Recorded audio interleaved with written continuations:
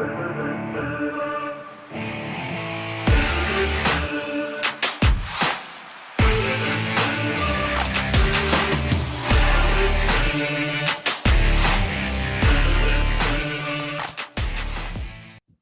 you look good, man. You look good. Yeah. I was going to say, was it being glitchy? No, man. But I'm never gonna miss a chance to tell Johnny he looks good. You said, "Are you too close?" I said, Oh. "You look good. You look good. You look good." So the last two shows, my opening has been glitchy. I don't get to see the intro. I hear like it cuts in and out, then all of a sudden, boom, we're live. So hey, how's it going? Happy Thursday. Welcome to the Into the Void podcast, episode number 12. Leaps Layers in the house. Ooh, that's a good start. What's up, buddy? Is he? Welcome. Fingers and toes. Hey, yo. I'm big shout out to him for sure. Once we get going, Fingers and Toes help the channel out today. But real quick, for any of you guys catching this on the rewind, here's the itinerary of how tonight's going to go. We're basically talking about two things. Talking about the Kraven trailer and the anticipation for that movie and how it coincides with the previous Kraven comic books, specifically Kraven's Last Hunt. And then we're also going to dive into Secret Invasion and the first episode. So spoiler alert for anybody who has not seen the first episode of Secret Invasion. That will be coming up later on in the episode. And we're going to take some side quest as well, talk about some AI art that popped up as well. Side quest? Yes. I was going to say, you look like very campfire-like with the your lighting. Come gather around, children. Let's talk a little Secret Invasion and Kraven the Hunter. Yes. Kraven goes to college, in other words. Yeah, Kraven goes to college. Real quick, before we dive into this, just a quick reminder to everyone to please hit that like button. What's it today? Pretty normal. Nothing too crazy today. Always make a new one. You're getting better at it. I thought this one was kind of lazy. I thought I've had better. But hey, it's if you like it, I like it. The webs are there. Also, the webs are there. I had a really morbid idea for one, and I'm glad I didn't do it. I would have gotten canceled for sure. Well, at least tell us on screen. No, I can't. You know what? But look, come on. I can't. We're all family. I want to hear it. Were you gonna have like Kraven doing something Drew the Comic weird, Guru's in the house? No, I can't. I really can't. I really feel uncomfortable saying it. It's that bad. Oh, wow. Okay. Off screen. Off screen. Yeah, I'll tell you off screen. And then also, quick one more housekeeping, and then we're gonna dive into this. Sunday, 10:35. It's been like clockwork the past 3 weeks. I'm proud of it. Trying to get on a schedule here, but I got a new video coming out. So tune in to ASM 300, a book I stole. I want to know too, is this clickbait? It says, I think I stole this, right? The video is going to be about the deal that I got on this book and how it really is a steal. But more importantly, I don't want to just showcase, oh, hey, I got this book at a great deal.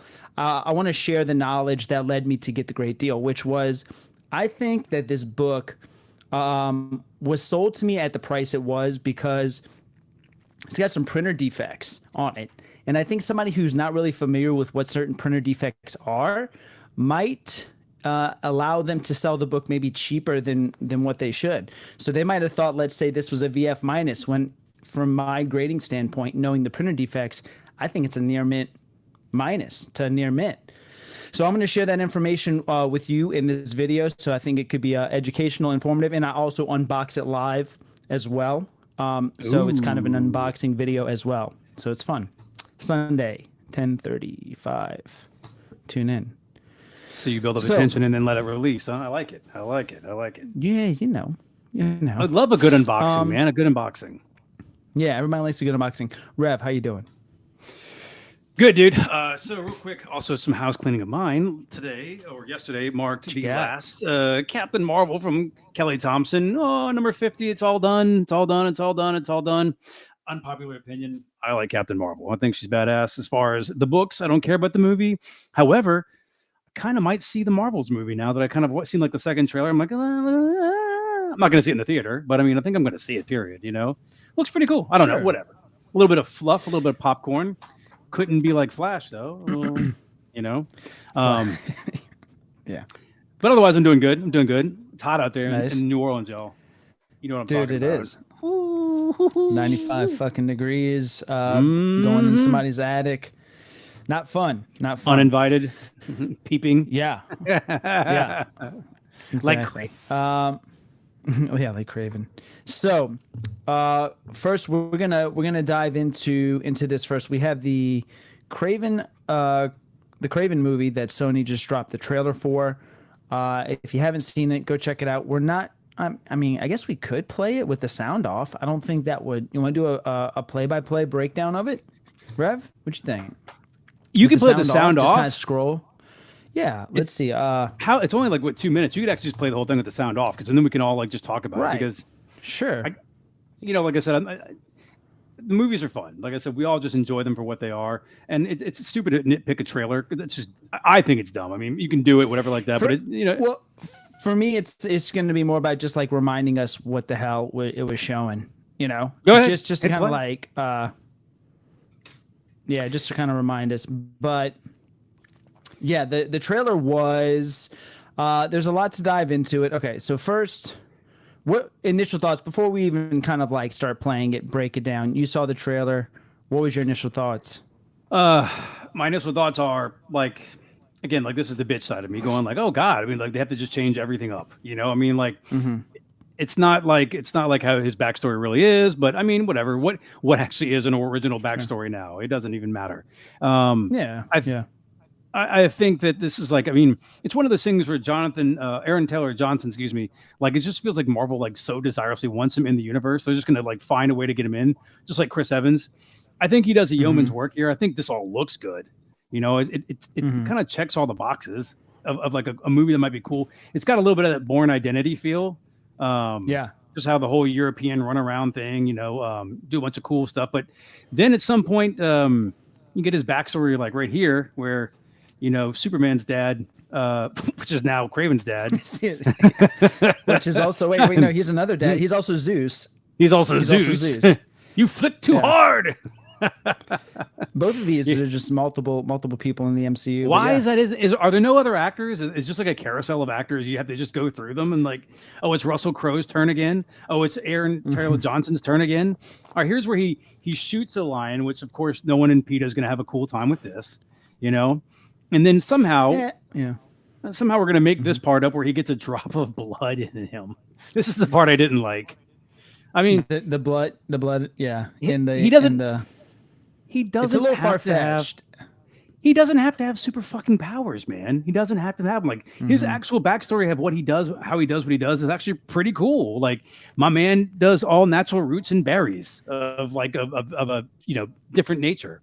That's how he becomes who he is. But no, the lion blood gets into him, and his eyes turn into like cat eyes. That was the problem I had. So Craven's natural powers comes from a potion, right? That Calypso makes for him. He makes it himself. He drinks. And then, well, I think she's the one that the very first time he ever drinks it, it's from her, and cool. And I think that, I guess maybe he learns the recipe down the line. But anyway, it's a drink that kind of it kind of makes sense. It's kind of cool. I don't see why they couldn't have went this way with it, but. Play it. Have Reverend do the voiceover. I thought about it for a second. That's funny. I actually thought about it for a second. But yeah, so that's typically how he gets his powers. For me, it's not even the blood swap giving him his powers that I have a problem with. It's the drop precisely falling into the wound that's just like, oh, come on. Like Peter Parker, like he got bit by a spider. It's a spider bite. Boom. This is just like the drop of blood falling right into the wound, and then boom, he's got these powers now.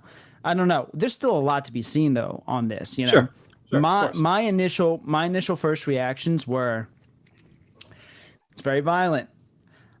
I like that. I hope it's not violent for violence sake.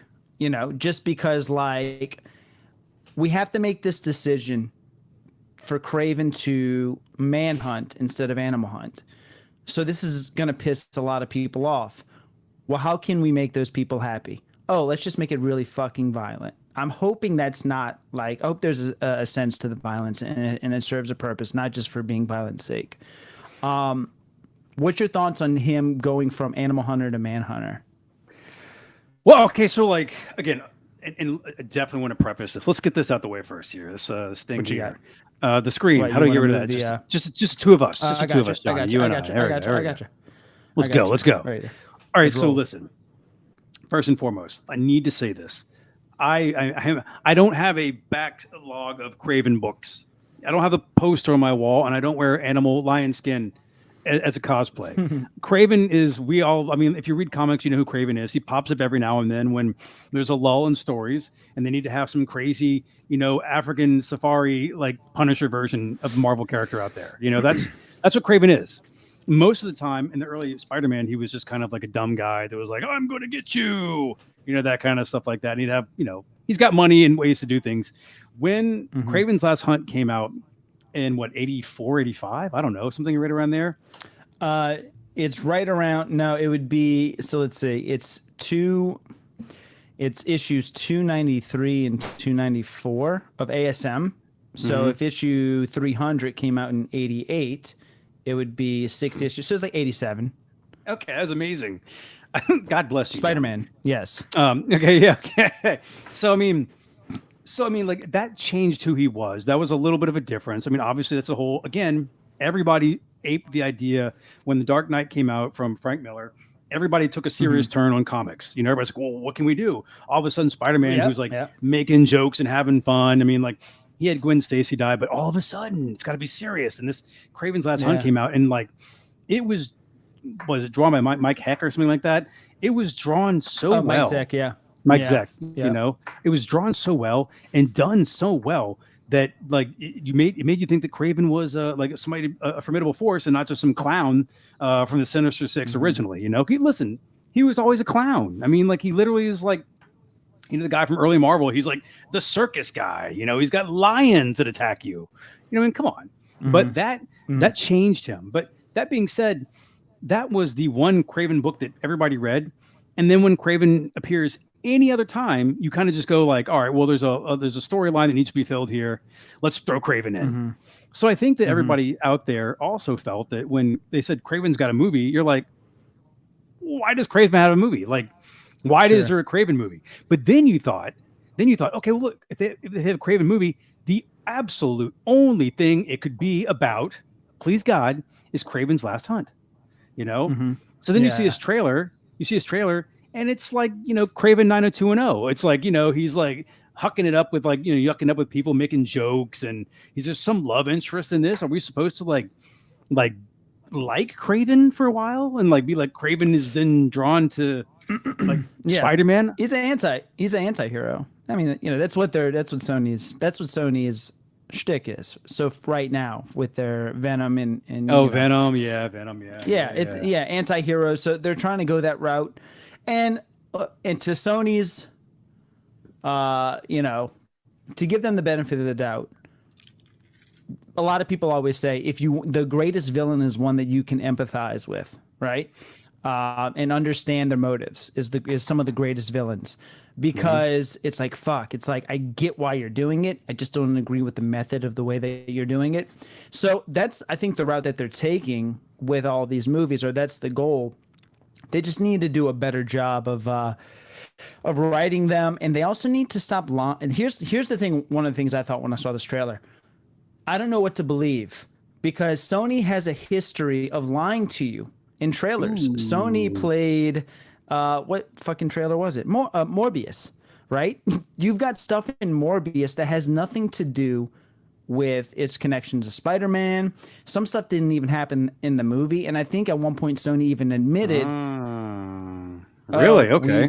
We just threw that in there. There's a scene in that kind of made everybody talk about the trailer a lot more when it came out, was when Jared Leto's walking past an alleyway and there's a big old Sam Raimi Spider-Man spray painted on the back wall. And this is murderer behind it. And it's like, what the fuck is that?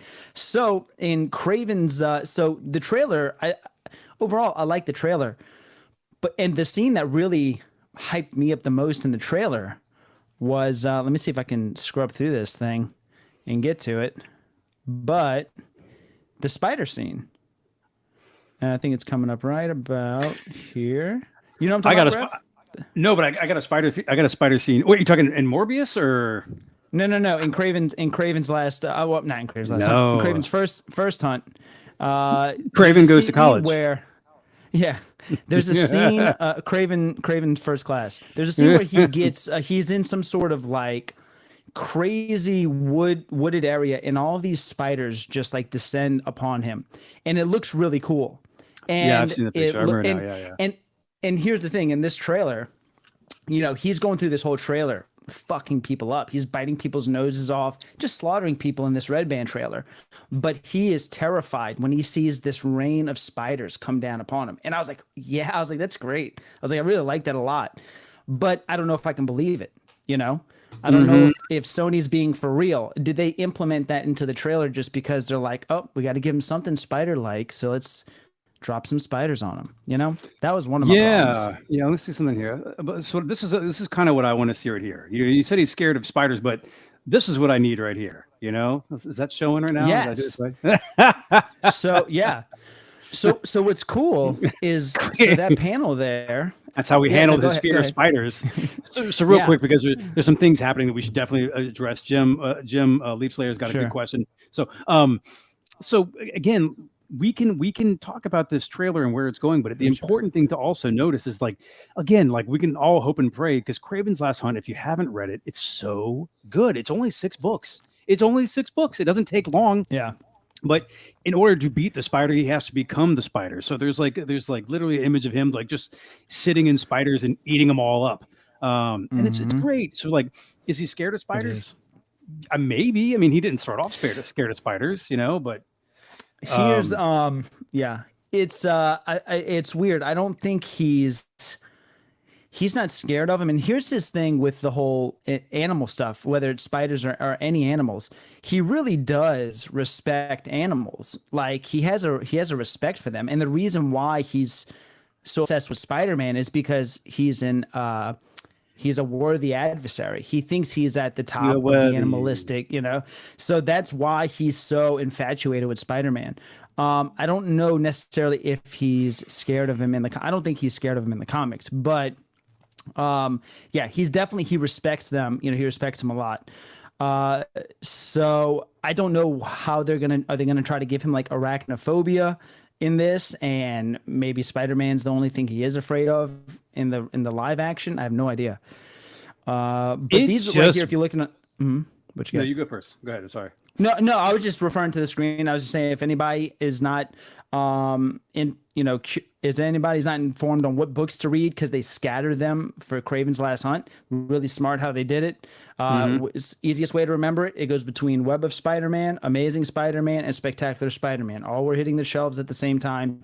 So you got Web of Spider-Man 31 and 32, Amazing Spider-Man 294 and 295. I think it's writing's really small. And then Spectacular Spider-Man, what is that? 130 something. But anyway, those are the 6 issues. So it breaks it up, or you can just get the trade paperback, which is what I read. If you want to read the storyline, or Marvel Unlimited, which is where I read them last night, just to kind of bone up on everything, because I was kind of thinking, I was like, let me just go ahead and refresh myself. And it was just as good last night, by the way. It was just as good. I read all 6. It took me about a half hour to read them all. And it was just as good last night as when I read it when I was a kid.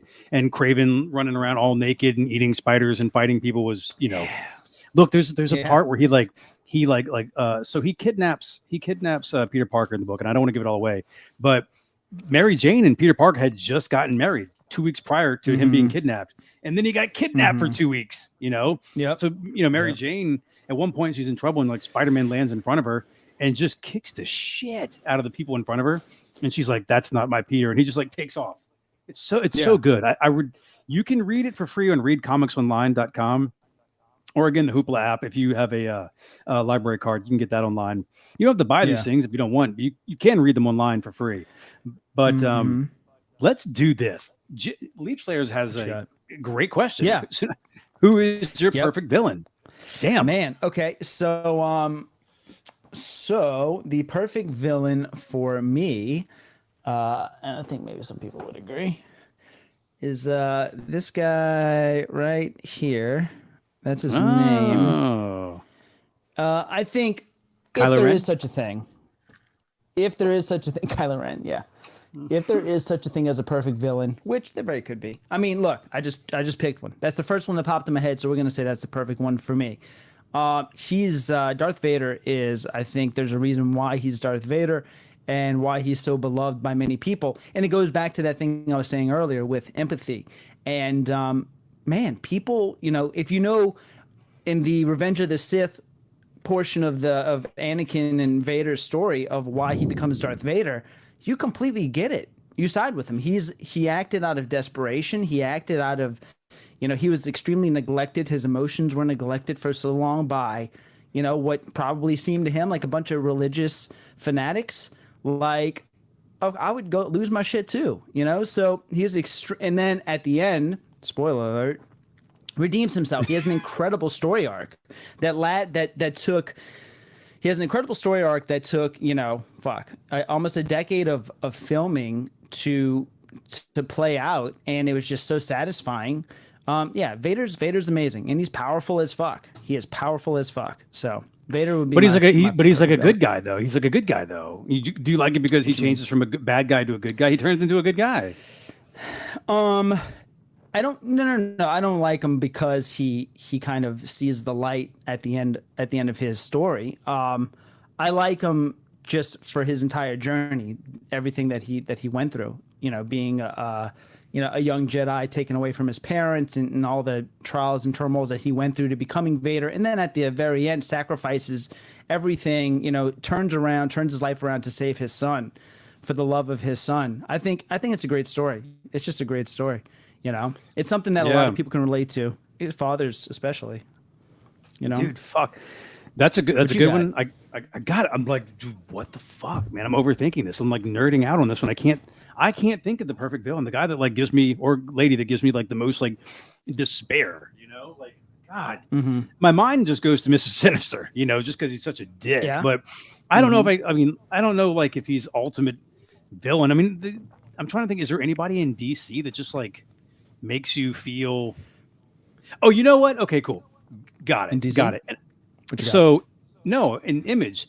I'm going to go straight to Invincible. Thrag. Oh. And you wouldn't know anything about it, of course, but I think Invincible Thrag might be that. But I mean, for sake of argument, because no one knows who that is, probably, maybe I will go with Mr. Sinister, because like that guy just fucks things up wherever he goes. And he makes it really bad. He makes it really bad, but he's more just like a Joker now than anything, Shit, actually, hey, maybe the Joker. I don't know. That's a good question, Jim. God damn it. The Joker is it is a good question. Hey, I like side quest like this, Jim. So I appreciate we both appreciate the question. You know what I mean? Side quest. I think the Joker is a favorite just because of he's just as important to Batman as Batman is to Batman. Like they are a dyad. They are the yin and the yang. Joker is everything that Batman. What did you just say? The yin and the yang. They're a dyad. Oh no! What the fuck is a dyad? A dyad, like stupid? They're like a positive and a negative. A dyad, right? I might be using the wrong term. I don't know. I'm not very. I'm gonna sit here. I have no idea. Correct me in the comments if I'm wrong. But a dyad, like, or that word.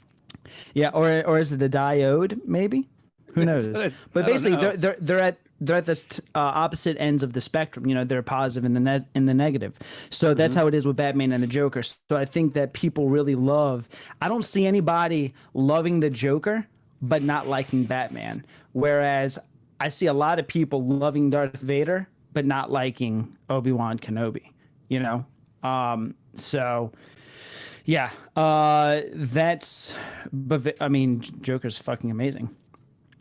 He's such a dick, and he kills so many people too. Yeah. So is Ted Bundy.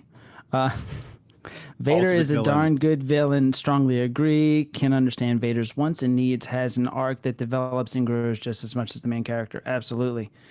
Yeah, he's iconic for sure, man. Those are the ones that come to my mind. But Craven is man, Craven is a very interesting villain because he's very much like Moon Knight in the sense that they both deal with, the mental illness portion of it. Craven, if you haven't read The Last Hunt, Craven is extremely sick in the mind. And I feel like You think? maybe we can. I'm listening. I'm trying to be sarcastic, but I mean, like, I don't think you. Craven? Okay, I want to hear you. I want you to finish that thought. But I mean, like, Sure. I disagree. But let's go. Let me hear you.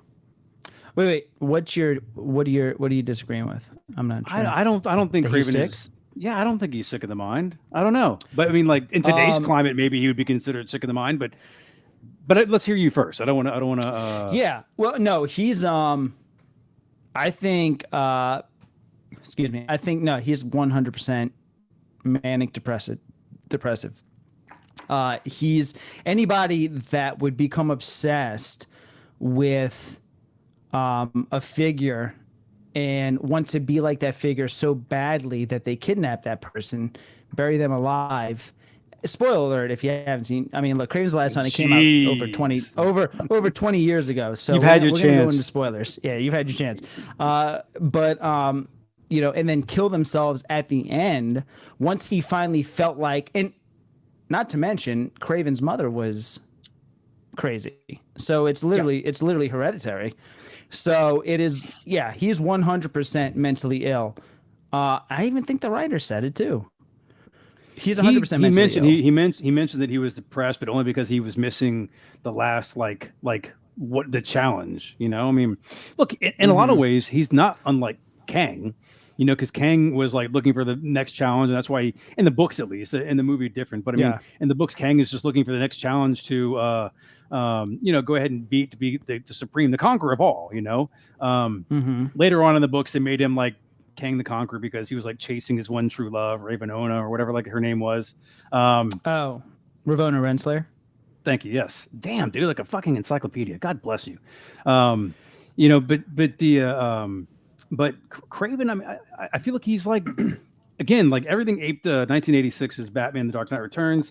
So he's brooding. He's like, there's nothing worthwhile because there's no challenge. I think that he's just driven. I think he's just a driven character. Again, I mean, in today's climate, of course, you would say he's mentally disturbed. But back then, I think he was just driven by his want to be perfection incarnate, and he had to overtake the last thing that he deemed to be his worthy adversary. And I mean, like, if you read the book, there's like the books, he like the reason I had the picture of him eating the spiders is because he like tried to understand Spider-Man so much that he was like trying to be a spider. He was trying to he had hundreds and thousands of spiders poured all over him because he was scared of them potentially. And then the only way he was like mastering the spiders was by eating them, like ingesting spiders. Like the picture I just showed doesn't do it justice. He was like literally wallowing around in spiders naked, Yeah. Which you could probably pay for that in Vegas now. I think I'm not 100%. I think that might have been a hallucination from his potion that he drank. I hate that. I think don't say that. Yeah, I'm pretty sure. Well, here's the thing with kind of what's cool with Craven's The Last Hunt is, that writer, what is his name? Not Mike Zack. DeMatteis. He wrote it in a way where you feel like you've just drank some sort of fucking African potion yourself. You gradually, he blurs the line between reality and what's in your head. So from Peter's standpoint, who is, again, spoiler alert, buried alive, he's not dead, but he's buried alive in a coffin, and he has his own, for a long time. 2 weeks. Yeah, he has his own mental struggle to resurface. And that whole thing is a very trippy, you're in his mind and you're seeing a lot of stuff that's very trippy. And then Craven is really trippy and all the shit that he's doing to mentally prepare to go out and pretend like he's Spider-Man. And for those of you that don't know, majority of this, so at the end of issue 1, Web of Spider-Man 31, Peter Parker's in the ground at the end of that issue. He's buried alive. And then from that point on, for about another 4 issues, Craven is parading around New York in Peter's black Spidey suit. And he's beating the shit out of people. Beating the fuck out of people. Yeah, he's like pretty much Batman year 1, just annihilating people, And yeah, it's pretty crazy. So I mean, I don't know. It's trippy. It is very very trippy. And then he kidnaps Vermin. Here's one thing that I felt about Ah, Craven's Last Hunt. I feel bad for Vermin, dude. I was reading Vermin, and I just feel bad for that fucking character. Do you? Vermin is interesting because well, I don't know where he started from. I don't know, but I mean, yeah, they kind of railroaded Vermin. Vermin literally just wants to live in the damn sewers and be left alone. But it feels like people need to like keep grabbing Vermin. Yeah, I'm sorry, I was looking at Walk. Yeah, um, it's all good. Vermin single like he's supposed to be left alone, but like feels like people keeps on grabbing him and bringing him up to the surface. And he's just like, leave me alone. But every time he gets brought up to the surface, he realizes how the people who have wronged him, and he wants to kill him. Now, look, Right. Craven's Last Hunt. There's a lot of death happening in these books, and you said something that was very very real and very cool. Is that like most of these stories, all six of these books, are told from Craven's point of view. Like Peter Parker's Mhm. there every now and then, but it's not because like it's Peter Parker's story and we're watching Craven. You're in there with Craven. You know, Craven's world. You know, like the whole thing's happening with Craven and them. Spider-Man eventually comes back into the picture, but it's trippy. You know, you said something about you feel like you're taking the potion. I mean, honestly, I feel when I read the books last night, I feel like I could hear like the African drum beat, the boom boom ka ka Mhm. boom boom ka. It's like building up the entire time. It's like Yeah. raining. It's dark. There's a cemetery. Mhm. You know, it's like you just feel like the boom boom ka ka boom boom ka Oh the whole yeah. time. You know, and I Oh, mean there's a like the tone. yes, absolutely. God, I want to read it 100%. again. I just read it last night. You know, it Yeah. was good, Yeah, y'all. it's It's one. good. Yeah. It is very good. It's one of those stories that could definitely be revisited once a year or so. But so, all right. So moving on into the adaptation of this, Hmm. the biggest change is he is no longer an animal hunter. He is he's a Pretty man boy. hunter. Oh, hey, hey. So here's what I want to here's what I'm curious for most people. And chat, sound off and let me know y'all's thoughts. Does that matter to you? Does Craven the hunter, right? Doesn't say the animal hunter. Craven the hunter, I know what he was, what he derived from, but does he need to be an animal hunter? Can him being a manhunter be just as satisfying if he's written well? Or do you need him to be an animal hunter? Because here's my thought.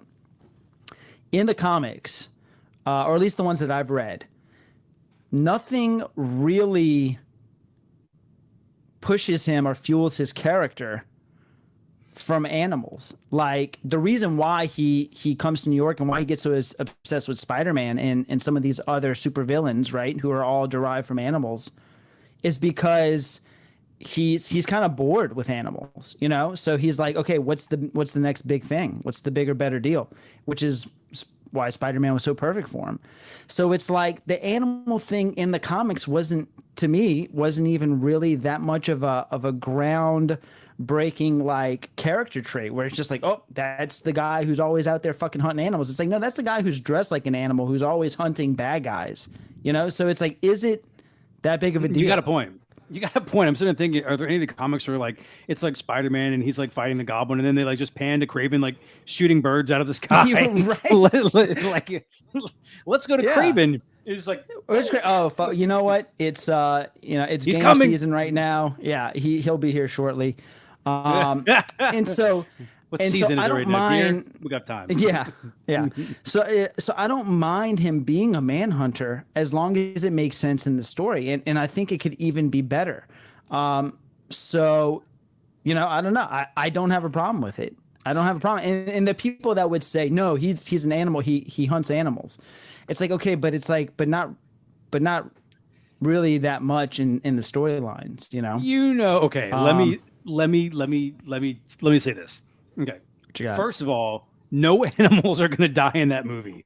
None, not one. They didn't kill The that lion lion. will. That lion didn't die. I will Oh sure, right yeah, here and yeah, now. yeah. That lion did not die.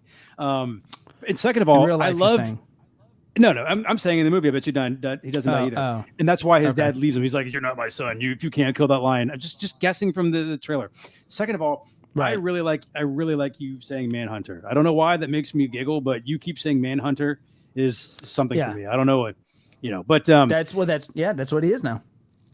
so He's a for some manhunter. reason I just have like Maneater by Hall and Oates in my head whenever you say it. Oh yeah. But so but Craven. So I mean, I didn't know he was going to be converting. I just because I know he hunted animals, but now that I think about it, I don't ever remember him hunting animals in New York. You know, like again, like this right here. It's a like this right here, like Fingers and Toes says Craven versus all the pigeons in New York. right, like, yeah. What happened? Like, Yeah. like he was shooting pigeons and Spider-Man stopped them. So then he decided to go after Spider-Man. Right. Like, what? So yeah. So from my knowledge, it's a backstory. Him hunting animals. Craven, the hunter portion, is a backstory.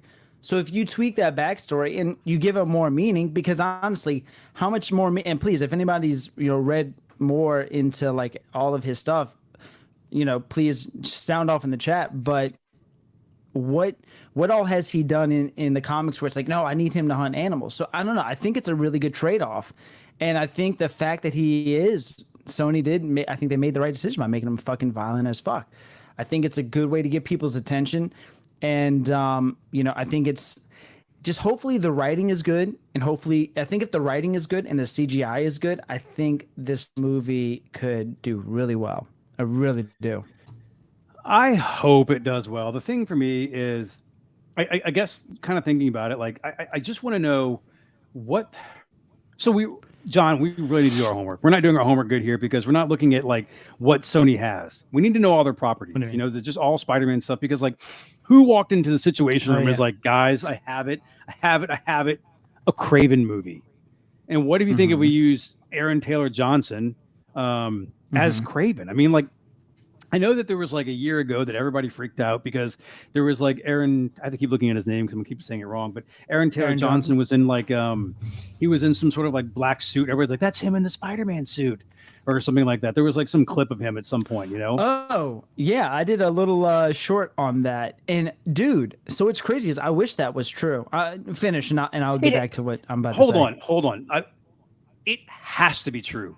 Do not have a Craven movie without Craven's Last Hunt happening. It's completely stupid. If you do not, yes, please. Keep going. No. I didn't mean please as in please, motherfucker, give me my time. I'm saying like, you're wasting our time if we have a Craven backstory love story, which is what this is. Why his mommy hates him, his daddy hates him, he becomes a hunter. If we don't get to the part where he's dressed like Spider-Man and Spider-Man is coming out of the dirt, if we don't get there, then this is all fucking pointless to me. Like, it's stupid. Why do any of this? Because no one's asking for Craven movies. No one's asking for Craven as a main villain. No one cares. But if you get to Craven's Last Hunt, it will all be worth it. To see this weird CGI hand come out of the ground and look terrible like the babies in Flash, it will be worth it if that happens, because that's the emotion I want to see. That's what I want to. I don't care about Craven other than that. I don't need Aaron Taylor Johnson making love to me with his tiger eyes. Anyway, that's my piece. Go ahead. What I'm curious as to like, but for us to get that, okay, all right, wait, hold on. So there was that image, and what I'll do is I'll play this short real quick if I can get to it in a good enough time. If not, then fuck it. Not seeing it. Okay, I don't see it. So yeah.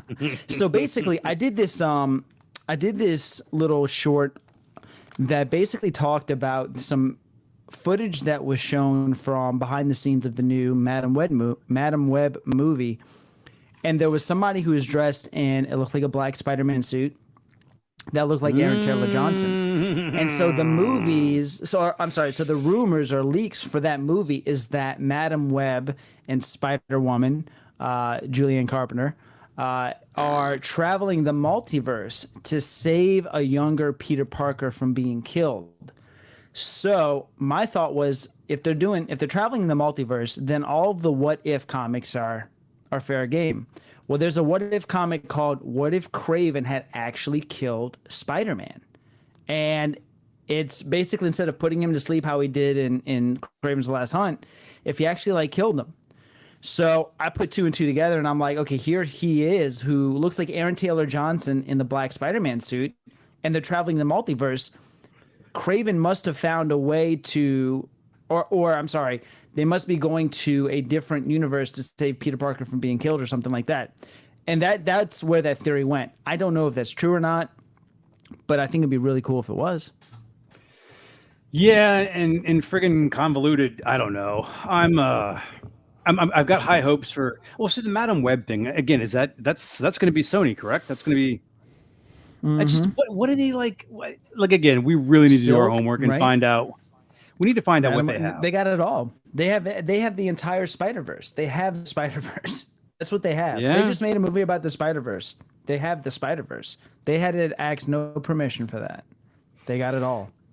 I mean, it's one of those things where it's like I want more Doctor Octopus. You know, I mean, there's like I want more Green Goblin. Then I mean, like you act like we've been saturated with them, and we really haven't. We had a little bit too much Green Goblin in that last Spider-Man movie that I didn't like. Unpopular opinion, I know, but yeah, I just feel like that was just kind of like that. It almost felt like that No Way Home was like a one-off kind of thing. I didn't feel like it really tied things together. It was just kind of like a story, but like you could make. I feel like you could make these things more in depth, more like chunky. You could chew on some more of these characters if you actually had them, and stop jumping around with all the people and what you're doing with them. You know, it's bizarre. You know, it's like it's just having like Keep going. It's like having like ADHD and just going like, well, what if we do this? And then somebody else is like, well, what do we do this? What do we do this? Hey, let's make a Craven movie. But if they don't bring it to The Last Hunt, then it's really just pointless. It's really pointless. There's no other Craven story that I've been dying to read about, you know, or hear or watch. Sure. Drew's got a great point. Or J-Roo. He's done nothing really, and Sony had to add more to the character for a 2-hour movie. 100%. That's 100% what's going on here. You know, and a lot of these, you know, anti-heroes and stuff, I mean, they show up when the hero shows up. So if you're not going to have the hero, then you better fill some gaps, you know? So it's just like, and I get why they do it. Dude, and a lot of times this shit that's been written like is fucking weird. Like back in the day, like nowadays, it's fucking weird. Am I wrong? Yeah, he was a stalker. He was a stalker. I'm just saying, yeah, he was a stalker. But just like some of these properties, like for instance, Suicide Squad, Polka Dot Man. That's a fucking weird character that was invented in the fucking 60s. You know, like kudos to James Gunn for taking that character and might be actually one of the greatest character adaptations ever. If you think about what he had to work with what he made, taking Polka Dot Man, who's completely ridiculous, and making him this awesome character that's really powerful, but also self-destructive with some serious mother issues, dude, like that's some serious skill right there. So a lot of these characters were written in an older time. You got to adapt them to a newer audience, and we are not, even us who know about some of the comics and stuff, we are not the majority of the audience. We're just not. So no. I think they're doing the best that they can as far as the vision goes. It's more with Sony about the execution. But what is the vision? What is vision? It's like Spider-Man, like multiverse, Craven. Yeah. You know, what is the vision? What is the vision? The multiverse is great. The multiverse is their excuse to do anything and everything. But I think their vision for their villains, their anti-heroes is anti-hero. You know, start a movie to build character development behind the villain, and then push that villain towards the hero that everybody cares about. So I think in theory it sounds great. But then make him an a-hole. You know, but then make them not really make them an a-hole, just create the conflict. You just need to create, you know, the conflict between them where you still understand this person and you still understand this person. I think but I just think the writing is falling apart, some of the CGI, and then in everything, Disney included, when production companies start getting their hands muddy and the studios start getting their hands involved, well, shit starts to go by the wayside. So, I think another issue Sony might have as well is they don't have a single visionary person like a Kevin Feige or a James Gunn. Who does Sony have behind call it Spider-Verse? Who do they have saying, hey, this is the central vision behind everything Spider-Man? I don't think they have. I mean, there's got to be somebody. There's got to be somebody because they're doing the Spider-Verse, right? But I mean, like, does Sony have anything else besides? Is it just Spider-Man? Who has X-Men? Is it Fox? Fox has X-Men, or what is the whole breakdown here? Do we kind of just like thumbnail on it, or what? Yeah, Fox. So Fox does have X-Men. Disney has Fox.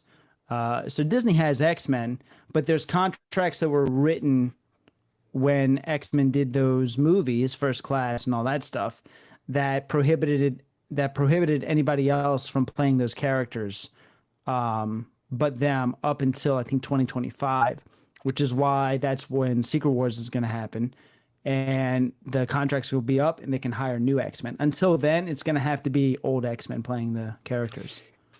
Do you? And then I want to address what Fingers and Toes says. Let me ask you a question.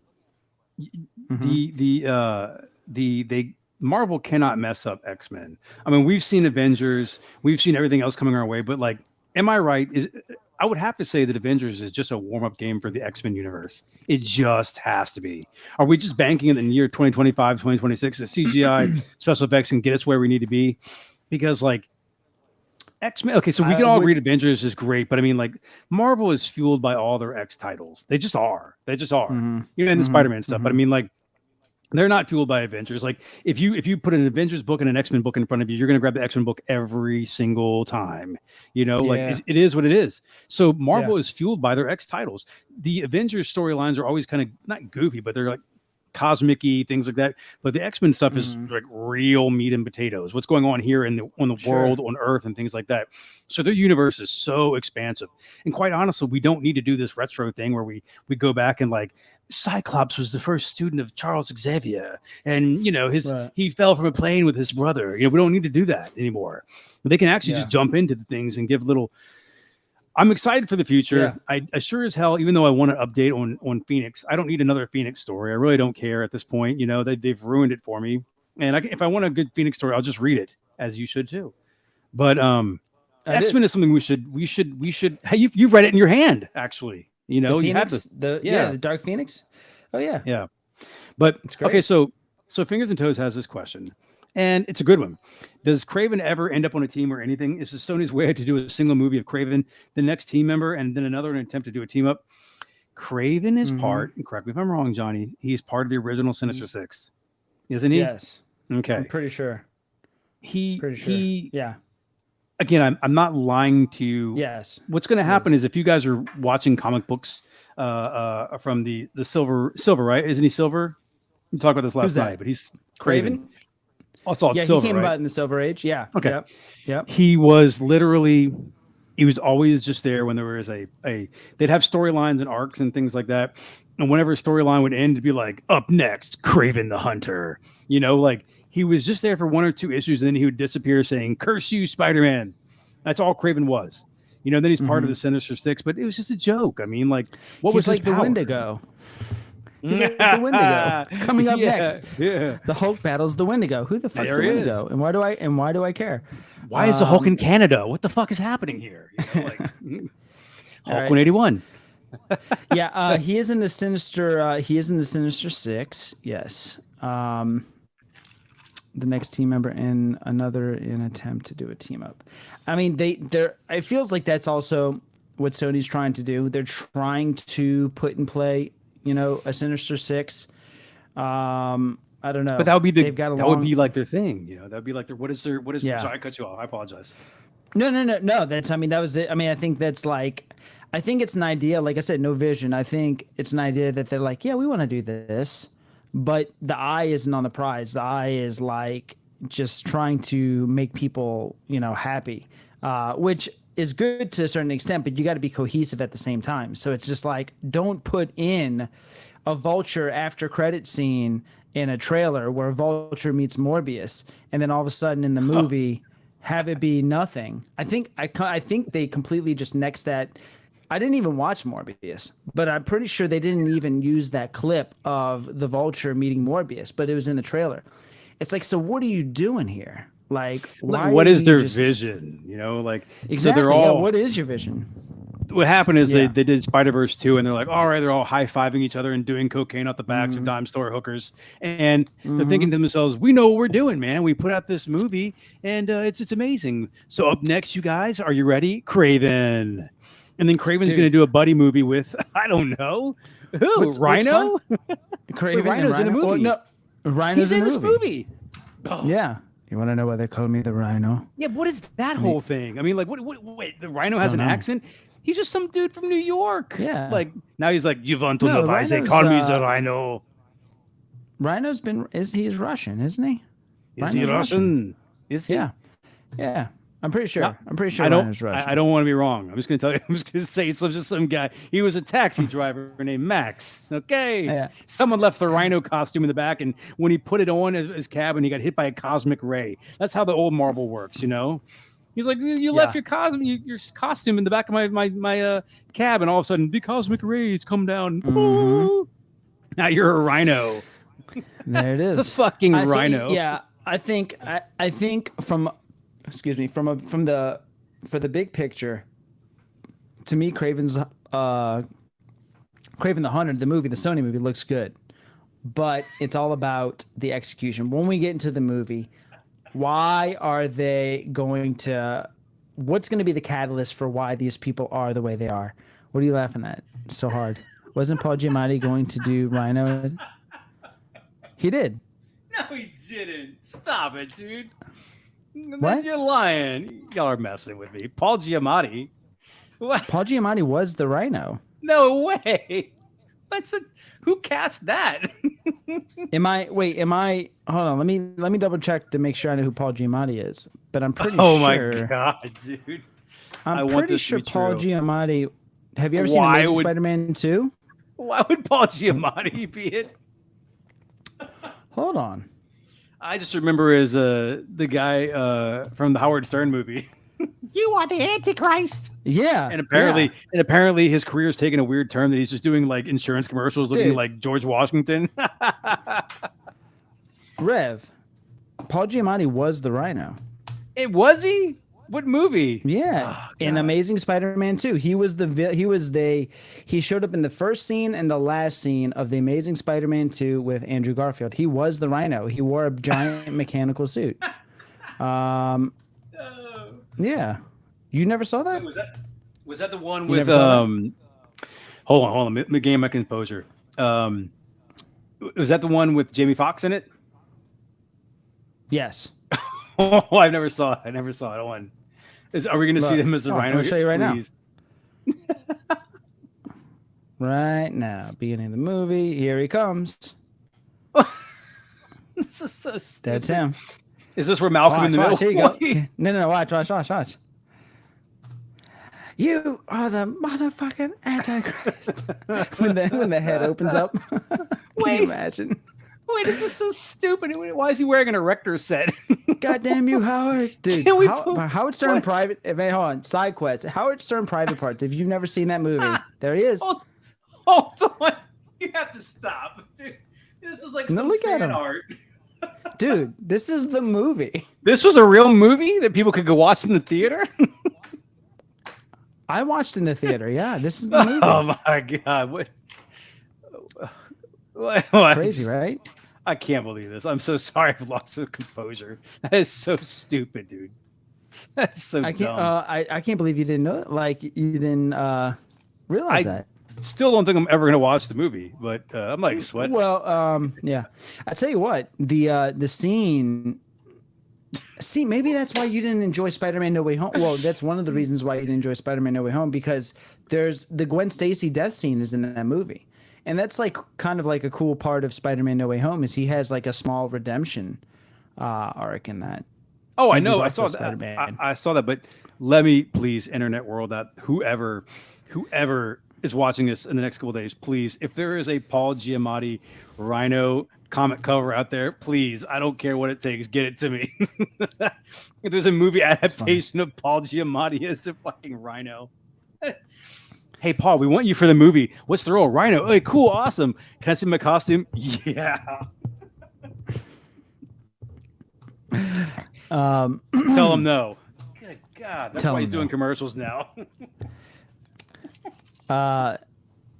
So yeah, All right. that was it. Okay, last thoughts on Craven. Craven's the Last Hunt. Great story. If you haven't read it, amazing.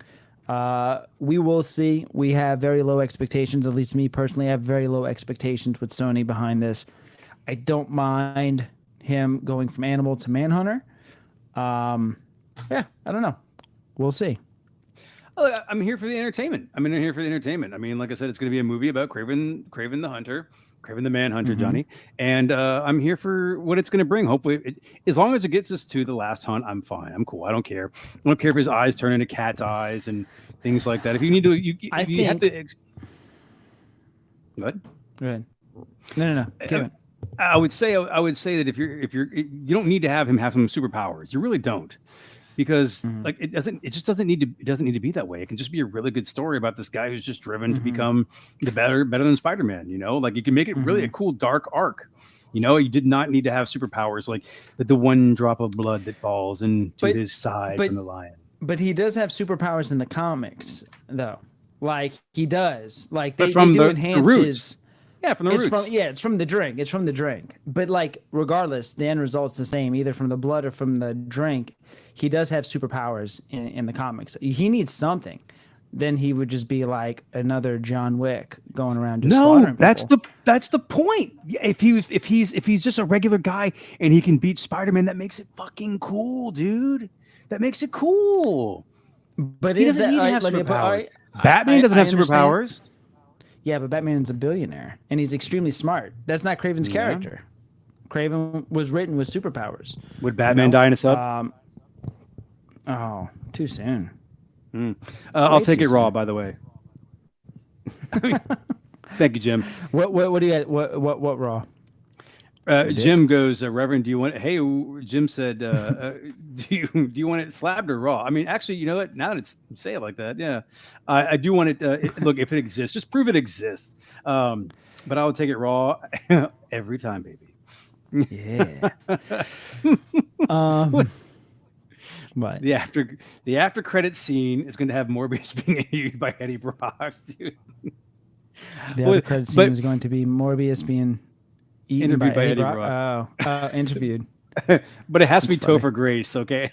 It has to be Topher Grace. Jeez. Oh my God. We have fun.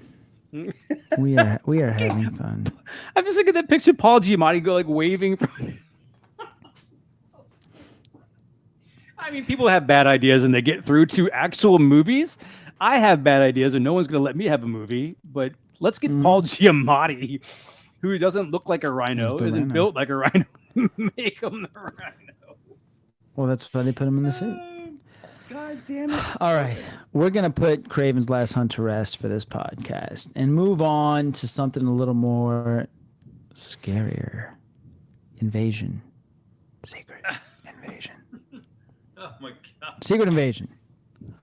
What did you let me pull up something here so people know what we're talking about. First of all, who has watched Secret Invasion? I finished it about 3 hours ago. 3 hours ago? Okay. 3 hours ago. And what's your thoughts? Okay. Here we go. Give me your cliff notes, like initial reaction and credits. I felt. Oh wait, was there something after the end credits? I didn't see it. No. I'm saying the credits are rolling. What's your initial thoughts? It's a very good it's a very good spy show so far. I think it's a good. Yeah. It has the ability to be a very good spy show, and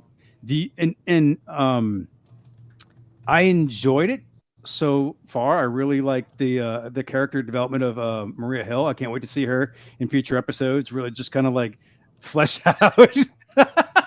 What?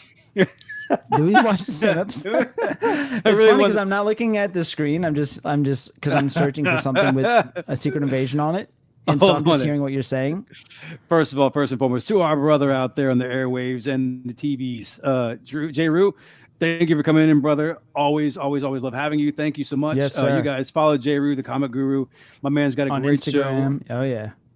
And YouTube, absolutely. Great dude. Yep. Go check him out. We're going to have him here one day. We'd be so honored. All right, J. Rue, take it, bud. Man. Appreciate you. As always, see you on the next one. How do I know that Rev isn't a scroll? I don't have testicle lines on my chin. Yeah. He's liking the scrotum on this face. So, actually, the answer is Rev is a scroll. That's the answer. So real quick, so yeah, so like my first take on it is it's a very good spy show.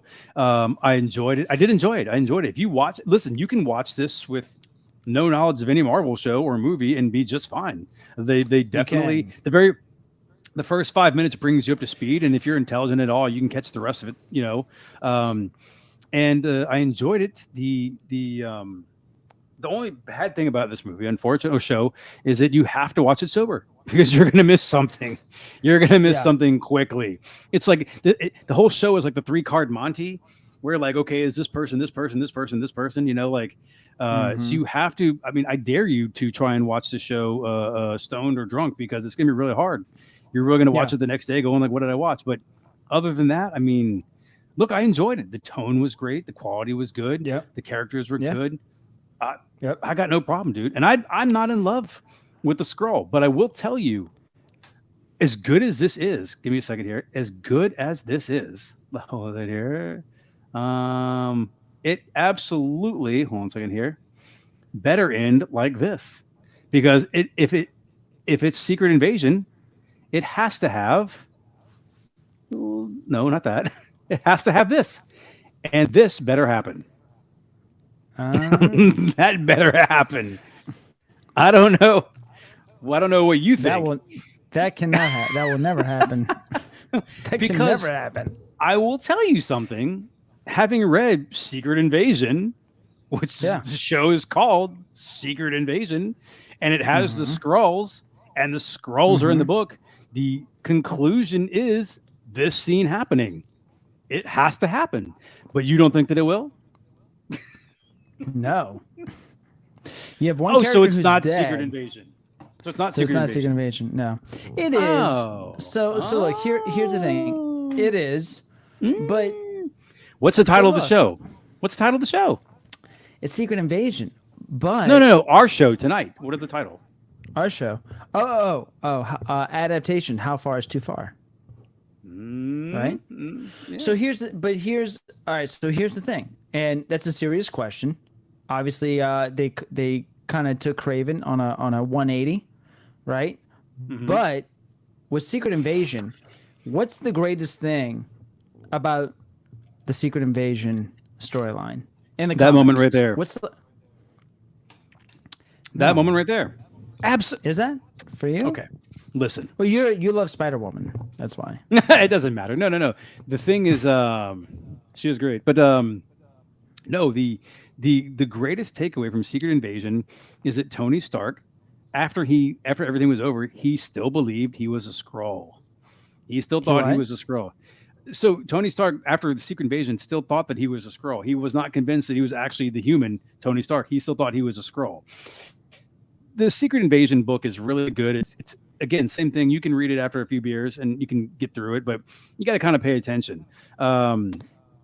The Skrulls basically are just causing havoc, and they become a bunch of Avengers, infiltrate everything, and make everybody believe that the other person's the bad guy.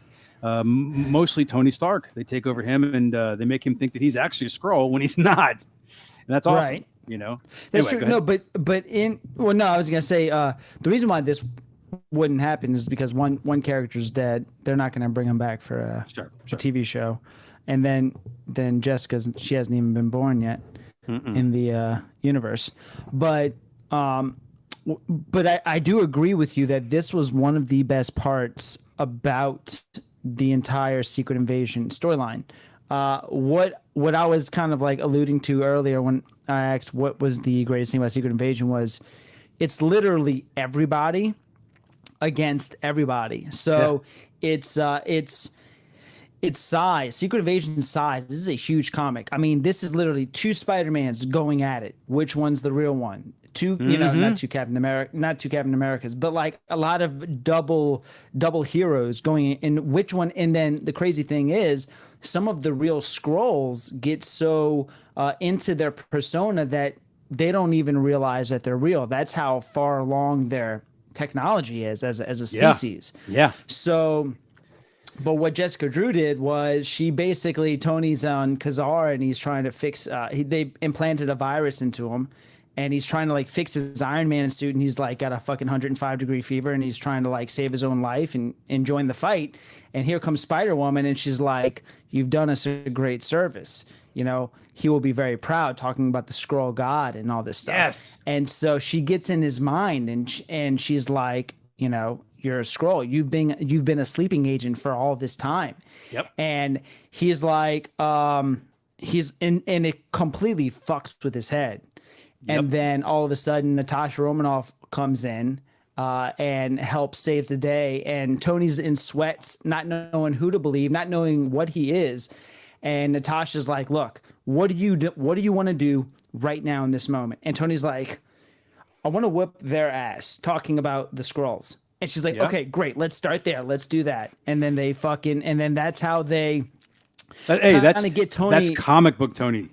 Movie Tony It would be is. like, "I want to eat shawarma." No, dude. Movie Tony was great. Dude, MCU Tony is beautiful. There's nothing wrong with MCU Spider-Man. I mean, Spider-Man. MCU Tony Stark. But he did eventually figure out, Tony does eventually figure out that he's real, because Reed Richards comes down with this giant ray gun that shoots energy force and makes all the Skrulls reveal. But the thing is, like, when people say, like the guy on Instagram that commented on my post last night, and he's like, and I get what he's saying. They told the director, "Do not read the comics. This show is not like the comics." But in the credits, it says based off the Marvel comics. So I understand both sides, but like, how can you tell somebody to completely stray away from the source material? I understand this can never be like that, because this literally involves characters like Ares and Shauna, who's, you know, from the Savage Land. There's tons of characters in this story arc that aren't even introduced. This is the real Secret Invasion is such a mass level. It involves the entire Earth, plus an entire species. There's no way the show could ever be that big. So you have to adjust it for a smaller audience. And the MCU doesn't have the characters to put behind the show. So it can never be like the comics. But to tell a director, "Do not read the comics," is kind of bizarre to me. It's just like, why can't he? Why can't you pull something from the comics? An idea, something, you know? If these are based off the Marvel comics. That was well said. Everything you just did was very, very well said. And I agree with you. Like I said, I feel like, and again, like, I'm not trying to be a nerd here and be like, well, you can't call it Secret Invasion and not have, but in a way, I'm kind of like, I mean, don't call it that, because like Secret Invasion is an actual story that we know about. And if it's not going to do anything about Secret Invasion, then, you know, but I mean, and I'm joking, the whole thing with the Tony Stark and the Spider-Woman. The reason Spider-Woman is so cool at that moment is because she was a periphery character. She's always been a periphery character. You know, she's always just been like, she's like Nathan Fillion in all the Marvel movies. He just shows up and you're excited he's there, but he doesn't have any other reason other than being there and then being gone. You know, she shows up every now and then. And the reason, of course, I like her is because she's such a weird, interesting character, but she's not like a Wolverine. She's not like a Jean Grey. She's not like a Iron Man where they're always around in their own books. She's not. So the fact that she was picked, that Ferengi was like, "Let me be Spider-Woman and get in this guy's head." I mean, like, the reality is like and what Marvel, real quick, switching to comics, what Marvel is doing with Iron Man right now, I think they realized a few years ago that he was kind of like that Robert Downey Jr. had taken over so much of his personality that they decided they're going to make these arcs where he loses all his money. He's down and out. He's going to die again. And they kicked him out of the Avengers. And like Tony Stark right now is more hated than like Spider-Man is in his series. You know, it's like, and Tony Stark just keeps getting shit on in all these books. So they chose him because he was such a powerful, smart guy that had all this like self-doubt. And it was cool. That moment right there, that'll never happen in the show. And I understand, was so cool in the book, because you're right. She's kind of like, "Hey, you've done your part." Spider-Woman of all people. Why would he listen to her? You know, but he does, because he's in that low moment of doubt where he's so worried about like things that he's listening to Spider-Woman, he would never give time of the day any other time, you know, like, so I mean, but joking aside, the first episode, goddamn, it felt good. It sounded good, and like I was happy to have to use my brain to think it through. You know, you know what I'm saying? I had to use my brain. I didn't have to wait for the bright light to tell me what to do. I enjoyed that part of it.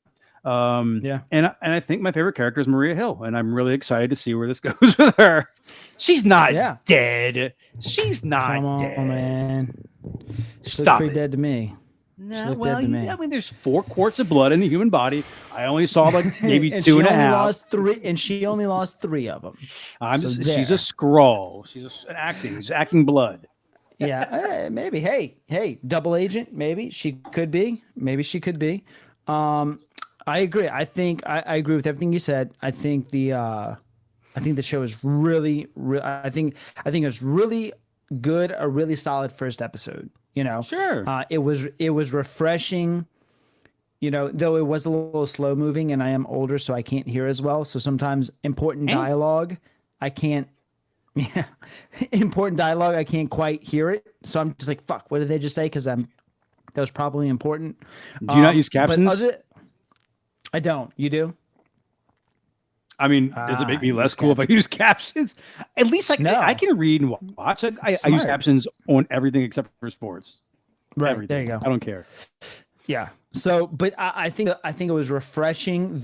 I think 100% one of the motivations behind the show was, hey, on Reddit, on all these, YouTube, all these sites, people love Winter Soldier, not Falcon and Winter Soldier, like Captain America 2, the Winter Soldier. And I think 100% they're like, let's kind of go back to that because people really enjoy that. And I think that's fine to use that as like a tone base for the show. Because I think a lot of people really, really dig that. I think it was a solid first episode. I'm excited for the rest of it. I'm here for it. Yeah, I don't know. I agree. I think that I mean, judging by what we see for the trailers and things like that, it's gonna get pretty intense. There's gonna do a whole bunch of things. It is dark. I would kind of question like I need a little bit of It sunlight. is very dark. It is very It's dark, yeah. if you have you ever played any of those like Batman games on the PlayStation, like Arkham Asylum and The Dark Knight and things like that? Really enjoyed those games, but they're so dark. You're kind of like, I'm always. They Doesn't he are. ever go out in the daylight? Does he ever go out in the daylight? Right, This is right, so right. good, but I mean, like sometimes I get depressed, like playing around in just these dark alleyways all the time. I mean, like I'm like questioning myself. I'm like looking around the room, and I'm in a dark room, and I'm like, wait a minute, what's going on here? So I Right. mean, it would be nice to have a little bit of sunlight, but that's being nitpicky. Sure. I think let's see. One of the big things that happened that a lot of people didn't even realize that I felt when I saw it, I did not know. I did not realize this. But the opening credit scene for Secret Invasion is completely 100% AI. So I'll pull that up. Let me pull that up real quick, and we can do just kind of scrub the opening credits. So Hold on. Yeah, go ahead. you have to Oh, I'm help me sorry. because being a few years older than you, the AI thing, I keep hearing about it, and like I have a group chat with some friends out there. What's up, Groots? That they've been talking a lot about AI, and I don't know what they're talking about. Yeah, They have like yeah. these AI things where you can talk to a computer and say like, I want to see Oprah Winfrey eating a steak on the back of a bison, that has an apple in its butthole, and all of a sudden you're going to get that picture. Right. Do you know what I'm saying? Like, Yeah. how did like what's going on? Because all of a sudden I'm hearing about the AI, and then of course Apple comes out with these binoculars you can wear on your face, and I'm just confused. Anyway, so this is it right here, huh? Yeah, So this is part of it. Yeah. what do you mean? They just said like, how do you? They put in prompts. They just put in a bunch of prompts. They probably, honestly, dude, they could have fed it the entire Secret Invasion comic book storyline, and Winter Soldier and alien stuff and the color green and New York City landscape photos, right? And then that's gonna give them a fucking plethora of different footage to scrub through, and then they're gonna pick the main ones. What I thought was really cool. I'm not for this, for the AI thing. I'm not for it at all. But if somebody, a human being, was scrubbing through all this stuff, and if they caught what I think I'm looking at here, I think it's a very cool catch. So during this scene here, they show the New York city skyline. And what do you see in this little shot here? What do you see? Hold on, Okay. let me expand my screen here, and I want to be smarter. Let me get rid of the text in here. Hold on a second here. What do I see? Okay. Yeah. Am I going sideways? Am I looking at am I seeing a face? It's New York City skyline. Okay, I've got that part. Now, I don't want to be dumb, Johnny, so don't leave me hanging Oh, here. no, I'm no, looking. no. No, no, no. Yeah, it's no. I think you might be looking too much into it. Honestly, it's not a face or nothing like that. Um, what's up front and center is it looks like there's two Chrysler buildings, and I thought that was really interesting on a show that is based on impersonating and doubles and stuff. That Okay. there's two buildings, a duplicate of the same building, and I was like, I wonder if they meant to do that. So is that the AI? Well, it is AI, but I want to know did the AI mean to do that, or did a human being catch that? Hey, the AI duplicated two buildings, so hey, let's run with that and put that into the thing because I just thought it was really cool. Like, I don't know, I thought it was neat. Yeah, no, I thought the intros. I always watch the intros at least once to see what's going on and see what they kind of tell us. Yeah, There's a show on HBO called The Great, or Apple TV called The Dexter. Great. That's great. Have you watched it? Oh yeah, Dexter. Okay. I That's haven't the watched the second. opening credit scenes. You ain't wrong, dude. You are not wrong. When your boy ties his shoelaces and cuts the egg, every time. I want to good. strangle somebody, and I also want to eat eggs. It's very, very, it's very Yes. much influential. But yeah, I watched this. I thought it was okay. I'll probably fast forward through it a few times because I'm not going to watch it every time. But there's another show on HBO Sure. called The Great Door Prize. It's a pretty cool show, and every intro has something to do with the actual show itself. What's going to happen? Who it's focusing cool. on? Yeah, it's cool. It's cool. But so all Let me right, ask okay, you two this. Chrysler buildings. Let me ask you this: it being AI, and the next episode for it to be repetitive, that would go against everything AI does. So if they continue to use AI, wouldn't the next intro be completely different because it's pulling from a completely different data source? Like, I guess we'll have to wait and see. I guess. What is it supposed to be? Yeah. It's weekly. It's weekly. Like it's every day. Like yesterday was Tuesday. it is, yeah. Tuesday's weekly, yeah. weird day, isn't it? Huh? Isn't Tuesday No, like it's a weird Wednesdays. day? Wednesday. Oh, Wednesday. It's on Sorry, Wednesdays. sorry. Yeah. Sorry. Yeah, okay. Middle Where's of the the time week. gone? But here's the thing. So we were, we wanted to kind of delve into this idea. But honestly, if they're going to go, excuse me, too much beer. If they're going to go this route, I say change it every week. If you're going to go the AI, don't create one single, AI intro and then just repeat that. Because your AI, now that you've decided to use, can create a new intro every single week. Well, then let's just see what it can do. But overall, I am not for the real invasion because that's what it is. Whoa! AI is taking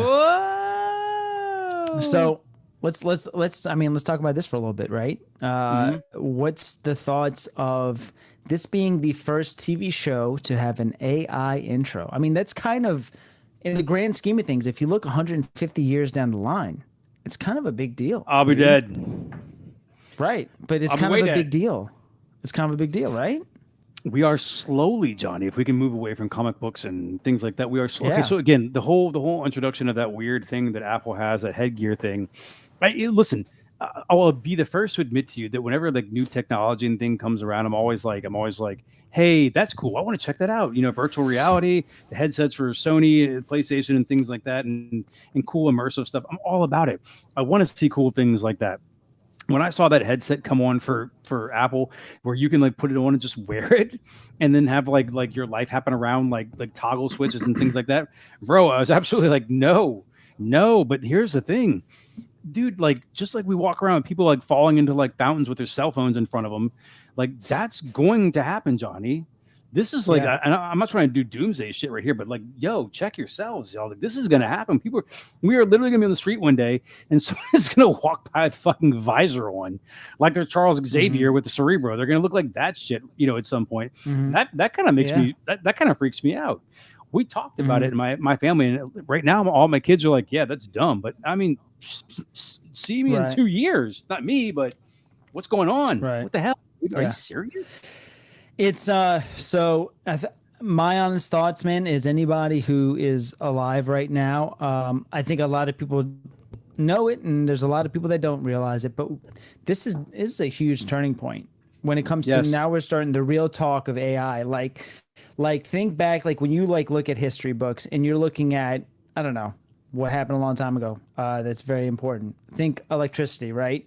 Thomas Edison, the light, the flint, right? That creates a light bulb. Think about being alive as a teenager when that idea was first initiated, and then to the spot where now you're an adult, your entire house is run with the same lights that was being innovated when you were a teenager. Like that sort of span of technology being created is the same thing with this AI thing. Like we're right now are existing in a time where it is introduced and it is exponentially growing. So this is extremely serious. And I think, and it's all with all technology, it goes back to intention. Who's in charge of it and why is it used? So here's the thing. You got Secret Invasion, who just released this entire intro, right, of AI art. Right. Who's the artist that didn't work because of this AI art? And this AI art was not, this AI art wasn't that breathtaking for me to be like, this is the most amazing thing. Like, let's put a bunch of people out of work. It wasn't all that great. It was cool because I know it's not real. What you laughing at? What if the Craven script was AI? So it's coming, man. It's coming. But dude, that's a thing that 100% can happen. That's why the writer's strike is going. That's one of the reasons why the writer's strike is going on right now. One of their demands, quote unquote, that they want is they want a law put in place or a contract put in place that prohibits AI from being used to write screenplays. Right. And it's a 100% valid I didn't know that. fear. Okay. Yeah, it's a 100% valid fear. And the same thing goes with the art. Like, and what's crazy is, like, so if you look at the intro for Mandalorian, not AI, that is one of my favorite the end credits of Mandalorian. Love it. You're right. Dude, it's so good, man. And that's not AI. And AI has a style and it has a feel. AI right now has a style and has a feel. And compared to real people shit, it's not as good, you know? It doesn't feel human. Better. It feels like Arnold Schwarzenegger giving the thumbs up in Terminator 2, though, just a little bit human. Like, it's a great movie. It's all that's very weird to me. I just like, dude, it's not like back in the old days when like the blue thing was playing chess against, people, humans and things like that. Like I'm just worried about that the technology will be just too much, I mean, like, dude, if we're worried about people writing scripts, and why would you go to the movie if a fucking robot wrote it? Like what are we doing? Right. Like I go to the movies because it might be good, it might be bad. I don't go to the movies because like it's been controlled. It'll be just what I want. I mean, I want to eat food because it tastes different. I don't want to have like some sort of slop in a bag just because it can help me live. I mean, here's John Connors. Yeah. here's the weird part is that slop in the bag. Yes. Could be good. It could be good. Why? Wow. But here's the thing. But the reason why is because it comes from everything else that humans have created throughout the history of the internet. So it's, in a way, yes, it is artificially inseminated. Artificially, you know, you were going to say inseminated. Yeah. Artificially created. but into our brain. Source, but all of the source comes from us. You know what I'm saying? So it's just like, dude, it's a very gray area. It's a very, very weird area. And here's where I'm for it. I'm all for it if it solves world problems. Like, for instance, right before I walked into the room to do the podcast, Crystal was listening to somebody was doing an interview talking about this, the AI intro. And her point I heard from afar was like, you know, if you're going to use AI, use it to, you know, cure cancer, use it to create all these other worldly problems. Don't use it to take the art away from the artist. Like, it sounds like in that respect that AI will be used to just get rid of people with cancer. Not cure the cancer, just get rid of it. You know, like, Yeah. you Right? sound very suspicious to like some people in time I've heard before. I'm watching you, Johnny. So, yeah. So anyway, but We so it's cure the like, cancer by getting rid of the cancer. yeah. Yikes. So, but that's where I think that's where it has some serious repercussions. But if you just take it and dial it back and just use it as an inspiration level, I think it's cool. I think it can be cool if used for inspiration. You know, Slop not in a as the bag. final product. Just slap in the bag. But so Fingers and Toes has a Sometimes question slap in the here. bag is good. What you got? Do you think people thought the Thought same thing when thought the same transitioning from thing. practical effects to see? Hey, you just said artificial insemination. Do you think people Yes. thought the same thing when transitioning from practical effects to CGI? Yes, because practical effects are Yeah. always better. Bring back the goddamn Muppets. Not the show, please. But I mean, like, Okay. The Muppets are great. wow, But- Johnny, you've got ideas. I love this. Let's go. No. I'm just saying, like no, the Muppets are great. You're right. Practical is great. Yes. I don't. Of course, there was some pushback. FNT, if I can call you that. Of course, there was some pushback when CGI came into play because It was terrible. just the. Okay, so for instance, fucking what movie is it? Anything I from think late it's- '90s. No, I think it's earlier than that. It's fuck. Oh, What it's was that Jurassic Park, Birds movie? actually. No, it's Jurassic Park. There is and God forgive me, I can't remember his name. There is a legendary film stop animation director who builds the models and resets the models for Jurassic Park. And basically, when Jurassic Park came out, they were literally at a breaking point of, hey, we have this great stop animation director who's building models for this T-Rex event that you want in your movie. And we also have these people over here at Lucasfilm who's on the brink of creating groundbreaking computer generated imaging. Thank So God. you have two people, working on the same project. The guy who did the stop motion delivered his product to Steven Spielberg and George Lucas, and then the people that did the CGI delivered their end product, and it was a no-brainer. They're like, we got to go CGI. And so from Really? the stop motion guy, he was out of a job. He studied these animals, all types of animals. He studied prehistoric, digs and sites and archaeologists of like how these animals would move. He dedicated months and years of his life to this type of stuff. And here he is building clay models. And then now all of a sudden he is literally irrelevant because a computer can do it. So what they Slop did in a bag. So no. So what they did was they took his experience and his knowledge with the natural moving world and the animalistic world. They took his knowledge and introduced him to the computer guys. And the computer people are like, we know how to make this look real. We need your expertise on like what's to make it authentic. And they joined them. So people I will would've been lose bitter. their jobs. Sure, of course. Yeah. Of course. How in the fuck can you not? But people will lose their jobs. The question is, where can you find a place for them to expand their expertise? Where can they make a difference? It's Well, the gonna question is, happen. how far is too far, Johnny? I mean, the thing is, How far like, is too far? I mean, like, and listen, and I don't want to get into the whole Jeff Goldblum of this thing, but the reality is like, how far is art going to go when it's just not even art anymore? I mean, if we're really like just like booping into an existence, and like, I mean, listen, there was already a change when in comic books was, where we started off here, like comic books where if you look at, let's say Craven's Last Hunt, if you look at that comic book today and you look at comic books now, they're not the same, like. If you look at like Todd McFarlane's art back in the day and Todd McFarlane's art today, it's the same because it's weird. He's weird. But if you look at Arthur Adams' art back in the day and Arthur Adams' art today, it's not the same. Technology has ruined. Sorry, Arthur Adams, you're still my favorite. Has ruined a lot of people's ability to be creative. And isn't that weird to say that technology has made life so easy that people haven't hurt enough to do things awesome?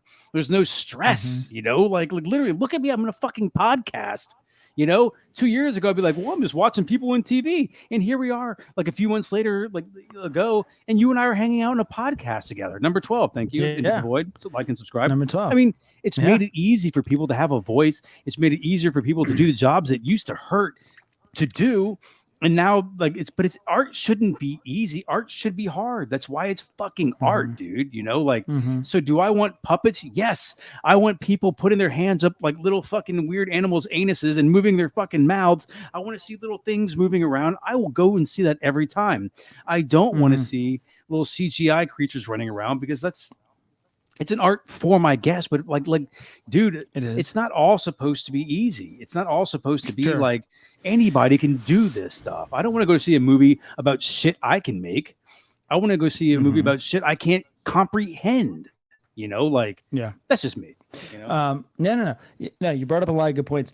To refer to one of my favorite quotes from the great Joe Rogan is what you just said about it's too easy.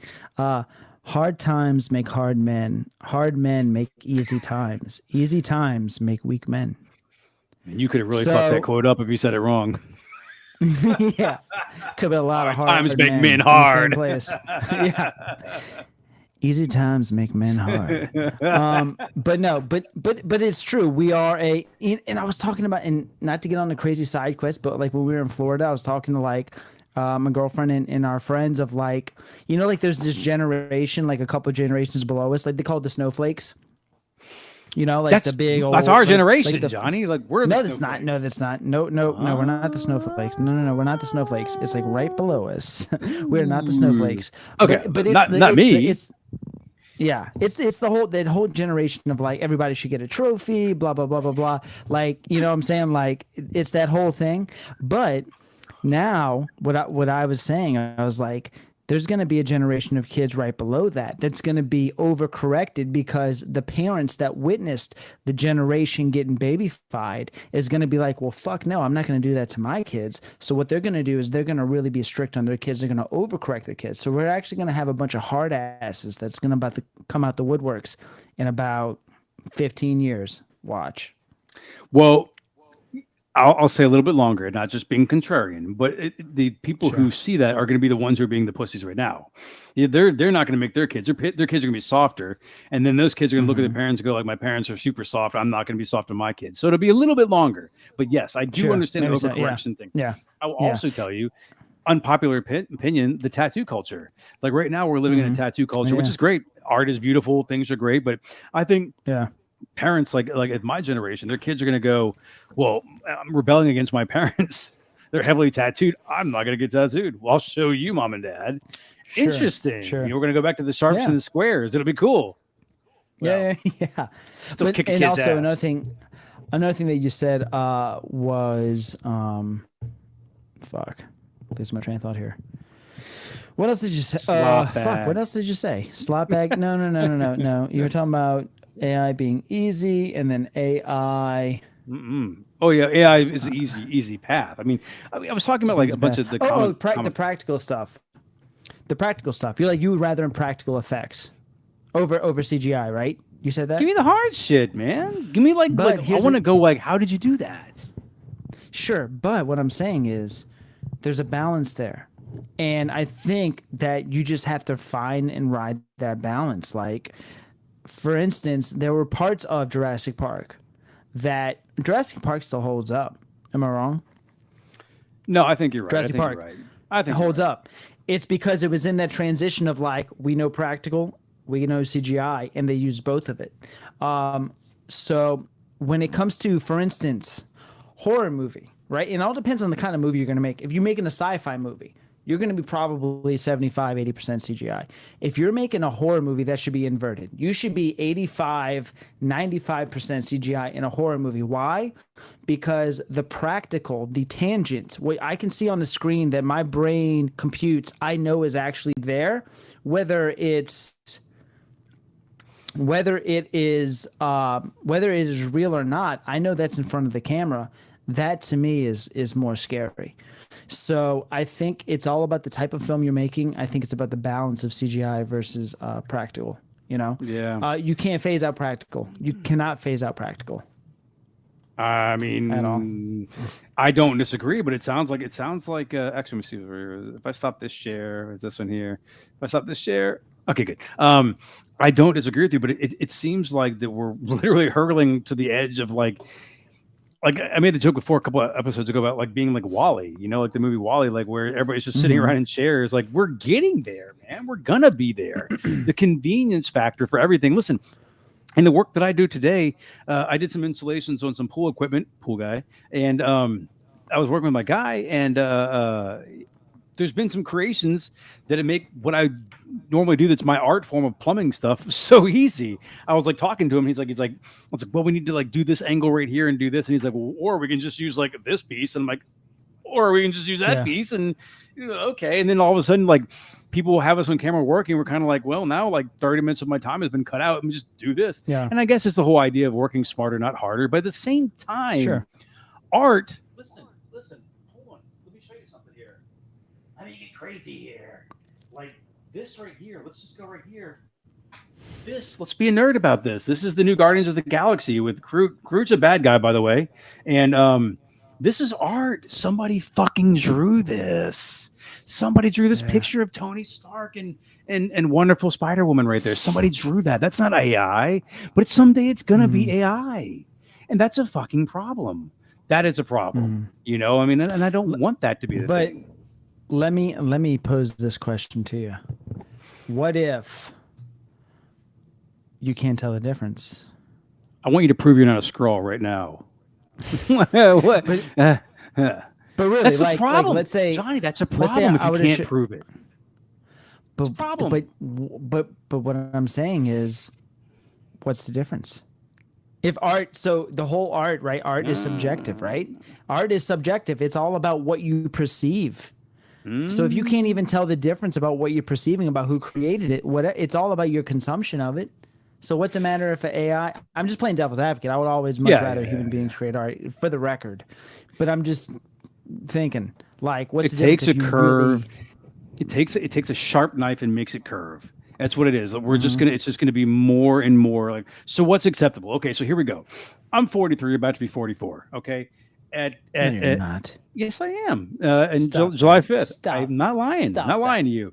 It's funny. It's like Leap Slayer won't tell me his age, or he won't say it out loud, his age. It's so funny on his whatnot. But so I mean, I look at me now, and for 43, I think I look pretty good. The wife's like, "What's up, hubby?" And I'm like, "Hey, what's on, girl?" But 22-year-old Kevin would be like, "No, dude, what are you doing? Hit the gym, bro. Hit the gym." But this is acceptable to me now. Now I know that I'm better than most guys my age, but I mean, like.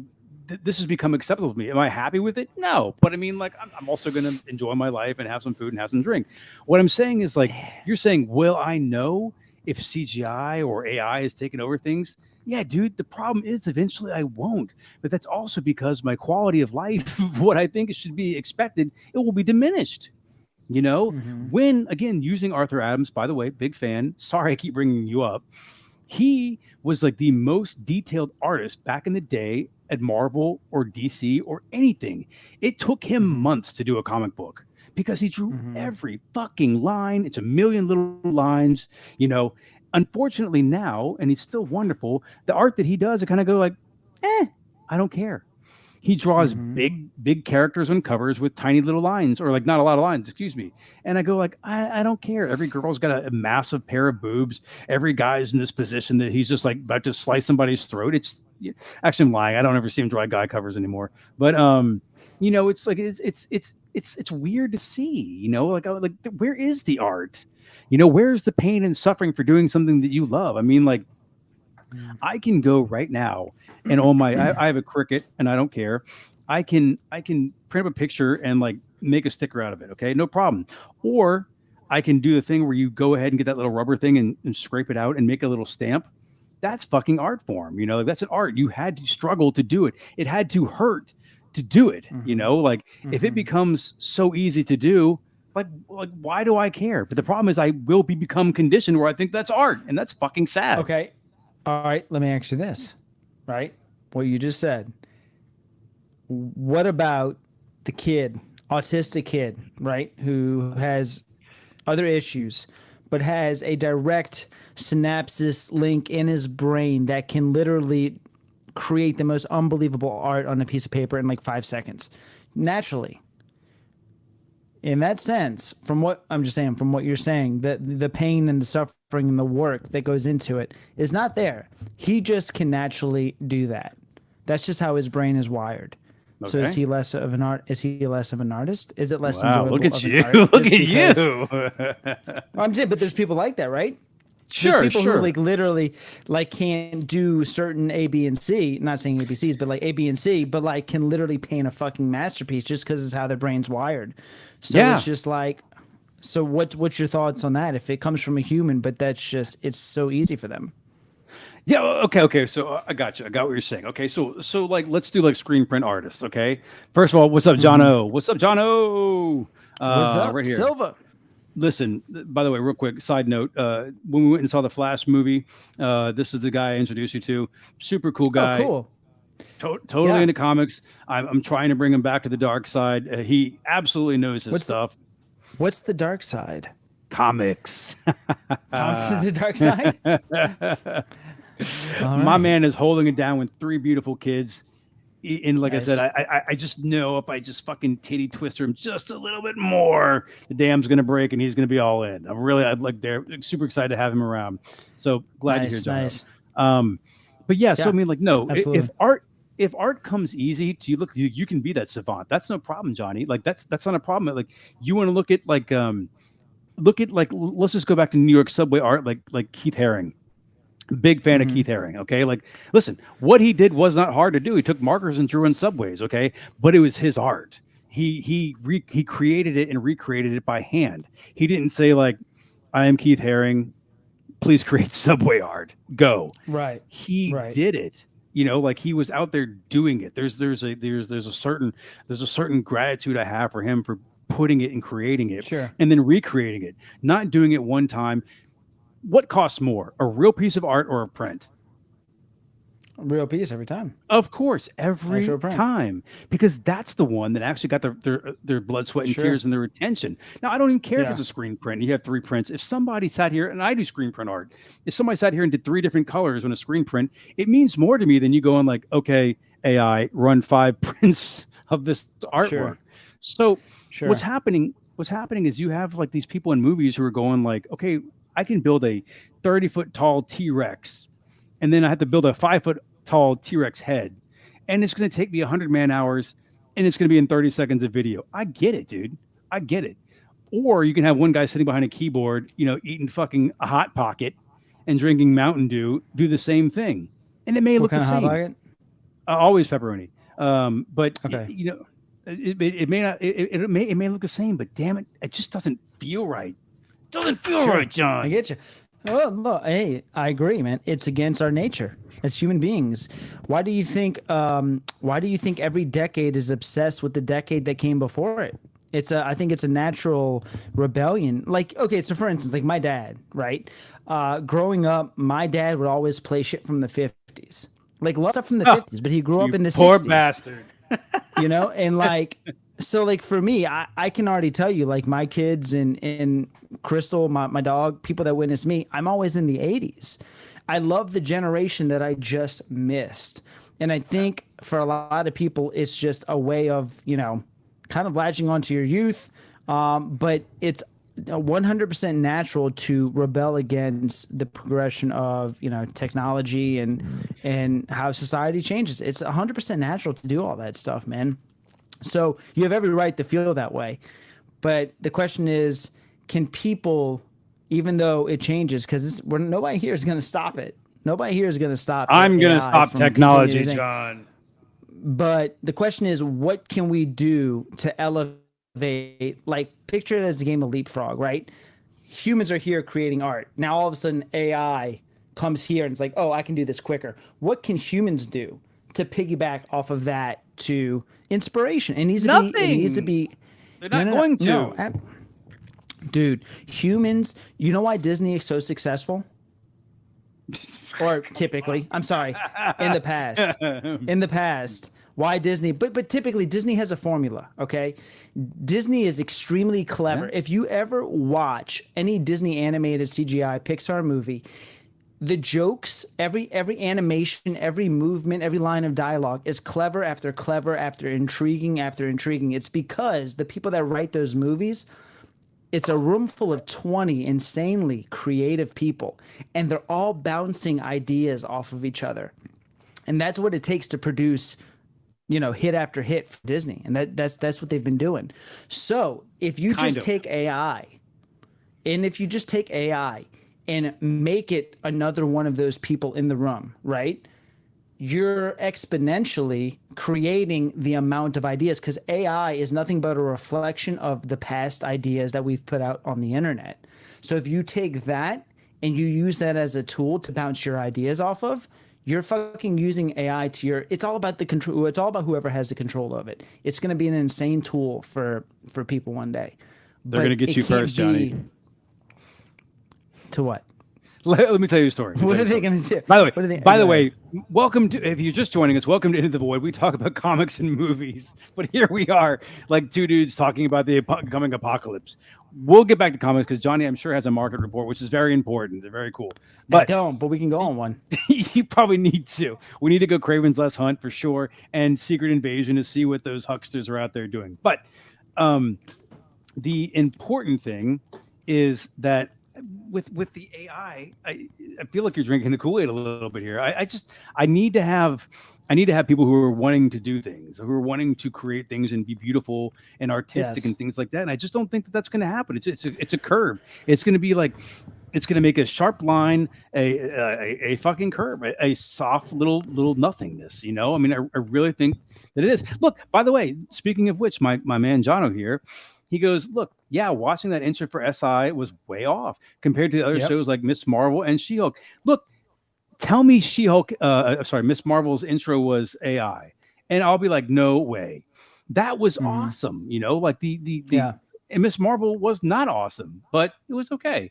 But the intro was great. The outro was great. All that was great. I kept seeing the vibrant artwork that I'm like, this is great. I didn't feel that with Secret Invasion, and I understand that, and I respect that. John, I mean, I feel weird if I don't know the difference. I feel like I've fucked up somewhere if I can't tell the difference between AI and not, and I won't be able to one day. I know that, dude. But you can't. What I'm saying is you should not feel weird about it, because I do. That's literally no. But I'm saying I'm sorry. You can feel weird about it, but don't be surprised, because it's in the nature of it. Artificial intelligence, right? You're an intelligent human being. Its whole thing is to be artificially intelligent. I like maybe using it as a tool, but when I saw the intro and said that was, no, I'm with you. Should that be the intro for the show? I don't think so, because again, that put somebody out of a job. And I think it could have been better, because we've all seen Mandalorian post-credit scenes. The concept art that's done, that takes a lot of man hours to do, is so good. Every time the end credit scene of Mandalorian rolls, I'm like, I want that in an 8x12 picture, and I want to put that on my wall. That's how good that stuff is, That's how good that stuff. But what Disney is doing, right? Because Disney has a habit of being innovators. They want to test the boundaries. That's just what Disney does. That's what they've done with fucking literally all the way back to fucking Snow White and the Seven Dwarfs, right? And Sleeping Beauty. Those movies had animation technology that was never used in any other movies ever. All they're doing is giving the breadcrumbs of, let's see what this AI thing is all about. Let's see how people react to it. And that's all they're doing with this intro for Secret Invasion. But Dark Claw is in the fucking. Is that what you were going crazy over? Dark Claw? Yeah, we found him. There he is. I said Darth. I'm sorry. We were talking about Darth Vader when I wrote that. But hold on here. I look, Johnny. Wait, did you say Garth Claw? Garth Claw. No, dude. Are you serious? Okay. Listen. What? Okay. So what happens real quick? Darth Claw, please don't leave the room, because we've been waiting. Johnny and I have been talking to you about you for days now. We're so happy you're here. So hold on. I'm actually fucking up my screen like a fucking teenager here, trying to figure some things out real quick. Okay. The thing with the AI, I guess it remains to be seen. We're going to see how this goes. I just feel like I'm just worried about where it goes. I don't want it to be like. Sure. I want always to be art. I want to go someplace and see something and go like, hell yeah, that's crazy. I can't create that, and I understand AI can't Sure. do it either because these hands, but I really just I think that the art when you go place when you see vandalism that looks beautiful and things that people Mm-hmm, do, mm-hmm. I just worry about the future and I don't want it to be where we can't like see artwork like this what's Sure. his name? Heck, the guy on the hit like and subscribe. What's his name? Who? The What? artist for Craven's Last Hunt. Who's it again? Heck, Mike Zeck. Mike Zeck. I Mike mean, like, Zeck. Yeah. I don't want that to be. I don't want that to be AI'd. I don't want that. That I feel that. I look at the terrible Yeah. coloring in the drawing, and I knew that was a black and white picture that somebody inked and then colored in, and I like that, That's man. Mike I want Zeck. to feel it. There it is. Yes. That's You Mike know. Zeck. So, You look, know what Mike Zeck cover? That a lot of people. Secret Wars 8. That's Mike Zeck. I don't. That's Jazz fucking hands? Spider-Man. What? That's Mike Zeck. Really? Okay. That's Mike Zeck. Yeah. So that's now Mike I Zeck. feel like I need to do like a little deep dive and find out like Mike Zeck's Mike like Zeck? his first Dude, comic book. He's so good. He's his first. Where's he Ooh, at now yeah. then? I don't know. I don't know. Dark Claw, we're coming to see you in the Covington Comic Con Saturday, right? We And absolutely. then we can all dude, Rev, put your let's see. Dark Claw, find one of us on Instagram. Find Rev on Instagram or me on Instagram. Shoot us your number. No, 'Cause we're fuck gonna that. come to the comic convention. I'll take it now. What's Fuck it, his? yeah. No, yeah, you know what? No, Right. fuck that. Give us Yeah. shoot Pen us and your social paper. security number. Yes. Give us your social. Checkbook. Okay, real quick, Bang just it so we out. all understand here. A couple weeks ago, Johnny was doing a he was doing a 7-hour or reveal. Like he had bought some boxes, long boxes, and he went through all the comic books to see what was worth what, and it was a great 7 hours. And in the middle of this, Dark Claw showed up and started spitting some knowledge like you've never seen before on comic books, and Dude, I was blown away. not in It the was middle. great. He was there from the start. Dark Yeah, Claw was there yeah. from the beginning and went all the way man. until the end. Amazing. Amazing. In this so- time frame. Sorry, go ahead. You first. I apologize. well, no. I was just saying, like, I was just telling him, like, exchange info because Saturday we're gonna go to the Covington Comic Convention. Rev wants that Spider Woman #1 from you. At least one of Yeah. them, the higher You grade have one. two. And then Lower we're grade, all probably. we're gonna go look for Albert Boudreaux. Okay, gotcha. Fuck And then yes. we're all gonna go maybe uptown or downtown after and like, have a little little drinky poo. Yeah. So Well- the thing is, like, I have no idea. So everybody out there in internet land, if you want to come, can't come with us, but please meet us at what is it called? The Slidell Fun Con. What is it called? Forgive me. Covington? I apologize. Connington. Connington. We're This means going. nothing to anybody listening unless you know the city that we live in. So someone in upstate New York's going like these fucking losers, but we're just upstate Yeah. New York. We're very happy to have you. I love I Is love New West York, is actually. Westchester a place? We're gonna go find out. Showcase Comic Con. Anybody? Okay. All right. Showcase so Comic Con. Oh, Showcase. Yeah, okay, gotcha. So you're a Showcase. liar. No. Showcase is Showcase is the comic shop that's out in Slidell off of Gauze Boulevard. The second Holy YouTube shit. or the You are a third robot.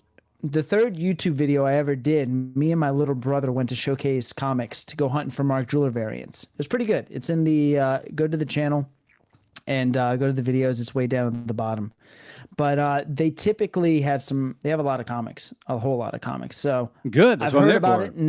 it. Heard about it. Never been. I'm excited to go. And we're gonna What party the after. fuck? Sergeant Slaughter is a special guest? What? Oh yeah, dude. Are you serious? That's awesome. Hey, look, it was a foregone conclusion. We are definitely going. You threw down the Yeah. gamut a couple weeks ago. You're kind of like, you should come out here. And I said, you know what? Why the fuck not, man? Let's roll out to Slidell and see what's going on. And then you dropped some Spider Woman knowledge on me. And then I was like, we're going to go. We're going. Johnny, we're going. Is Crystal going? I think so. All right. I John, are told you her- I told going? her she was. I Calling told her you she out was. right now. John, are you going? Jono. We're going to do this. Jono, come on. Come with us. Jono. Let's go. Come on, John. Tell the Come lady that she can handle the kids and you're going to come with us. All right. We're going to go to the Slidell Showcase Comic Con and do this thing because we're going to What about the other? What about Hulk? Hulkaholic. Okay. If he responds in the next 10 minutes here, he can come. I will drive him. Ah, damn it, Jono. Damn. Look, he's a good dude. He's a great dad. I respect it. So whatever he needs, we'll get that from the Comic-Con for him. But we are heading out there to the Slidell Showcase Comic-Con for sure. Dark Claw, we're coming for you, brother. And I'll have a beer for you for sure. You know, it's gonna be awesome. Yeah, I think so. This Saturday, because that's really what it's all about, man. We're out here collecting and sharing, and just sharing some like cool artwork that's not AI and stories that not AI, and you know. John apparently is all about computers and robots, and I am not. Cold blood. That is not true. That is not Bags true. Of slop. If you don't believe me, just go back and watch the recap of this entire, well, not the entire podcast, but the past 20 minutes. I voiced my opinions on the AI. That's not true. I'm not all for him. But I do want to know from Dark Claw, you being at the Comic-Con, do you got any horror stuff? I'm a big horror fan. Do you have any like pre-code horror or like Bronze Age horror stuff you can give me a good deal on? Or just have period? Ooh, cash. Yeah, I bring cash, baby. Cream. Cash rules everything around me. So I want to know, now that we have a couple more people in the chat, if you feel up to it, I would like to know on a scale of like 1 to 5, what your thoughts were on the Kraven the Last Hunt trailer. Put it in. You said 1 to 5. 1 to 5, yeah, 5 stars. 5 stars meaning it was fucking amazing. 4 stars is like, okay, pretty good. What do y'all think of the Kraven the Last Hunt trailer? 1 to 5. 1 to 5. Isn't that how movies are rated? I guess you're right. I was thinking of like generally people go 1 to 10. They're like, oh, what? 1 to 10, but you're going movie. I got that. Yeah. What is your my rating for that? I would say it is a 3.75. There's no 3.75. Yeah, it's like 3.5 stars. No one says 3.75. Okay, all right, fine. I give it 3.5. I give it 3.5 stars. That's what I give it. That's what I give it. 3.5 stars. Yeah. I would have given it 4, except for he turned into like some sort of cat eye thing. You know? Yes. Jono says 3. Okay. Jono says 3. Dark Claw waiting on Dark Claw, and the other 7 vigilantes out there that we can't see. I give it 3 drops of tiger blood. Dude, that's what I'm saying. In just the right place. God, man. Look, innocent until proven guilty. Give it the benefit of the doubt. I like Aaron Taylor Johnson because of the kick-ass movies, but I give it a 3. Yeah. Ewok gives it a 3. Leap Slayer. Okay, check it out. I think it's I don't know. I thought it was pretty good. Aaron Taylor Johnson is so fucking good, man. He really is. Wait, what? Aaron Taylor Johnson is really good. From what? Kick-Ass. Did you ever see Kick-Ass? Yeah, I've seen Kick-Ass, but like you're gonna say he's very good, but you're gonna base it off of like 3 movies? Like he's so good. Let's see, what else was he in? He was in Kick-Ass. He was Quicksilver in Avengers: Age of Ultron. You think he was very good in that? For being Quicksilver, yeah, I think he was pretty good. Okay. No pre-code horror, but I bought a collection today. Some bronze or copper in it. Oh, nice. Okay, cool. Cool. Interested to see what you got in there, Dark Claw. But what else was he in? Aaron Taylor Johnson with that new movie. Is it Train Spotting? What? Or is it Bullet Train? Jono, there you go. Thank you. Train Spotting. Nope, Bullet Train. Took the words right out of my mouth. He was very good in Bullet Train. Okay. Shit, dude. He's there's a ton of. Look, I don't have a problem with him. I think he's a good guy. I look, Kick-Ass alone is good enough for me. What's the weed movie, Jono? What's the weed movie he's in? He plays a weed dealer. The movie kind of tanked in theaters, but it was good. It was good. He did a good job in it. Hey, Leap's right too, though. What's that? The Godzilla movie remake. Godzilla remake. We all know that. Remember that movie? This is true though. Yes, he was a great Quicksilver, but the dude from X-Men was better. Yeah, absolutely. Evan Peters. Peters, just from that one scene. Evan Peters, yeah. Savages. 10 years ago. Savages. Yep, he was good in Savages. It's a good movie. Look, I'm gonna be down. I'm gonna watch it. Wait a second. Nowhere Boy. Have you ever seen that? He plays John Lennon as a school kid. Shut the fuck up. And he fucking nails it, dude. He nails it. He's so good in that. John Lennon and I'm a huge Beatles fan. Maybe I should do a Beatles channel. Would you join me? No. No, you don't like the Beatles? Dude, they had a good song or two, maybe. I don't know. They had All a, hype. They had a hit or two. You know, I'm America, dude. American. America. Yeah. When John Lennon was shot in New York. Yes, well, because he lived in New York. So I know. But I'm just go saying. back across the pond. God save the Queen. You know? Yeah. Okay. Market report. You had mentioned earlier a market report. Did you pull one up real quickly? Because like the ones we need Kraven's Last Hunt and Secret Invasion 1 at least, because I would be interested to see. I know Leap Slayer wants to see it too. Let's find out what's up. Jono, check it out. Oh, this is outlandish right here. Check So this out. give me 2 shakes for lamb's tail. I need to refresh the margarita. I'll be right back. Sure. So this is damn near retarded. Look at this. So this is the image that I pulled for people that want to know the Kraven's The Last Hunt story arc and what 6 issues you need to get. And that's them right here for sale on eBay. This person wants $600 for that. That is crazy. They all are newsstands, which is nice. They all are very high grade, which is really nice. But $600 is crazy. So, got a few of these right now. I'm actually cleaning and pressing to go to CGC. Let me share with you guys something I feel like is very underrated. And I've talked to Rev about this multiple times. These Marvel Tales magazines. Marvel Tales does some of the first reprints of early Spider-Man stories that there are in the U.S. And let's see. Let me try to grab this thing here. So this here is the first appearance of Kraven, right? The first U.S. reprint. And before this, there's none. So these things right here, you can see this one's pretty high grade. This is going to get, I'm going to send it out in 9.8 pre-screen. But it's either Kraven's, it's either the first appearance of Kraven in the Silver Age or it's this guy right here. And there you go, Rev already knows. Hey, you. What's up?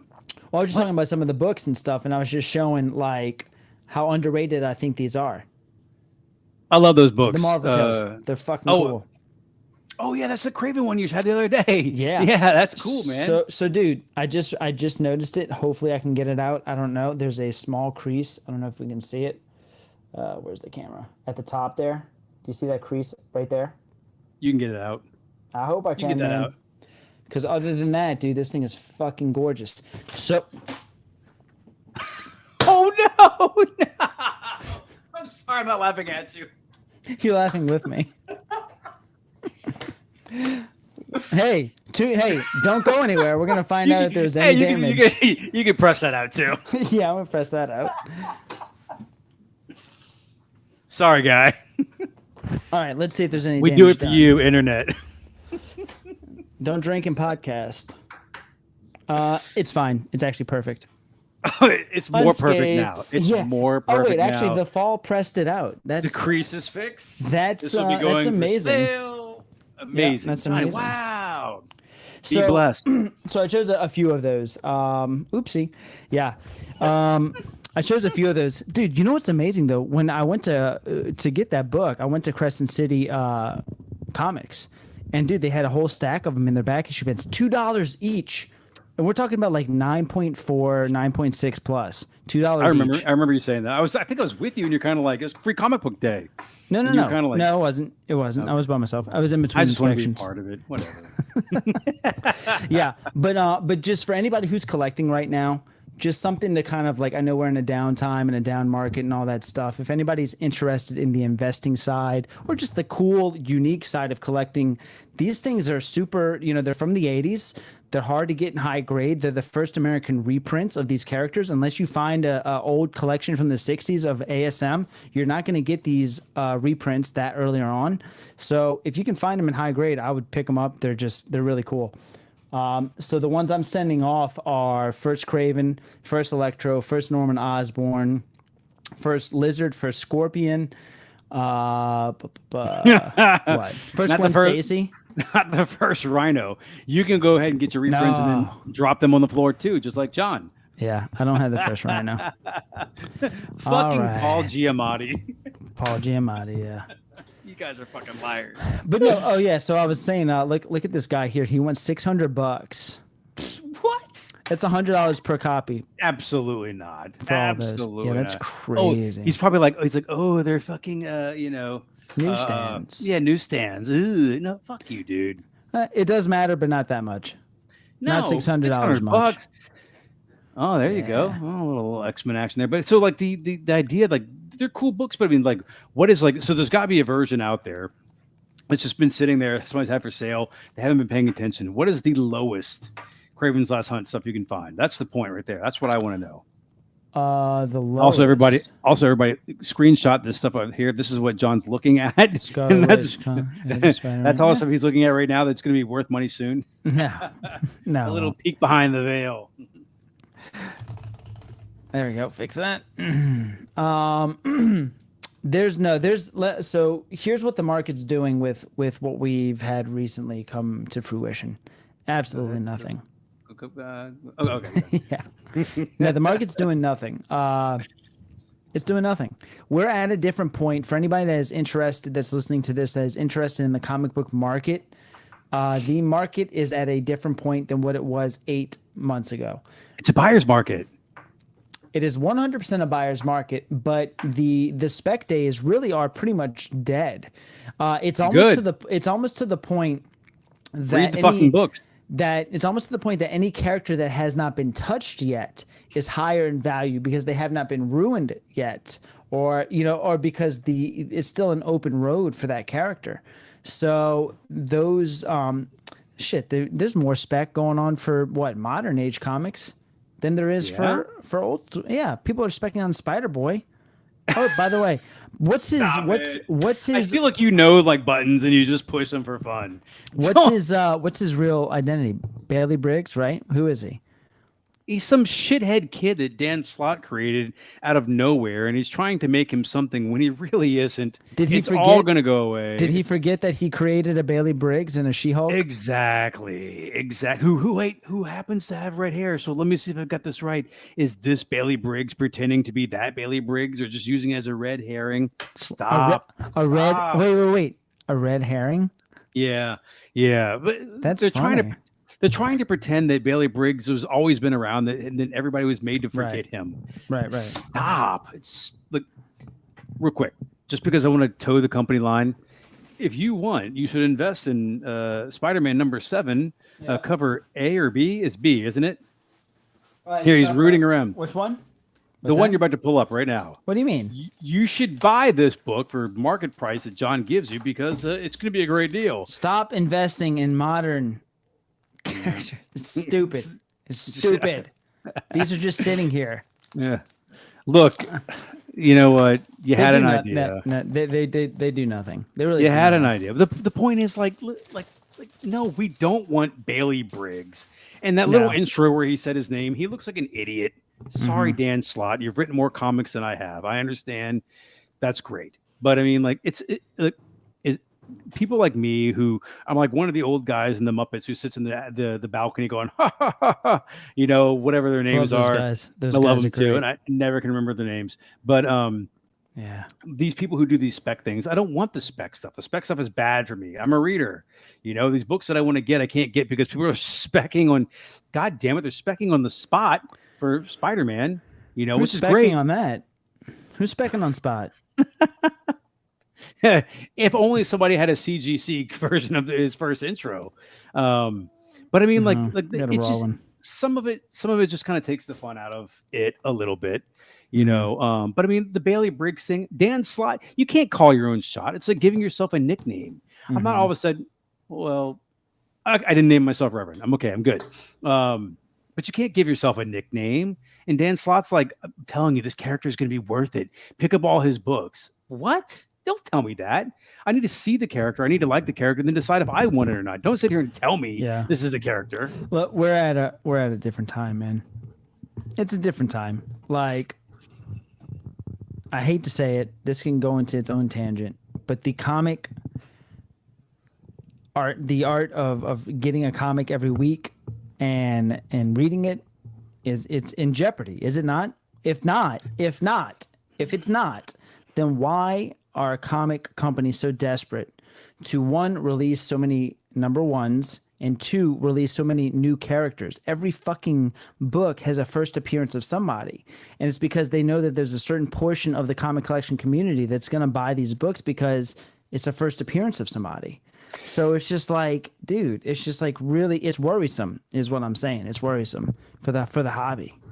It's okay. So what happened was somewhere when Marvel started making a lot of money on movies, they took their ads out of the books, so they don't make money on ads anymore. There's no ads in comic books anymore. Right. Some of that used to be part of the fun, seeing the stupid ads for BMX bikes and like how to make a man out of Mac type shit.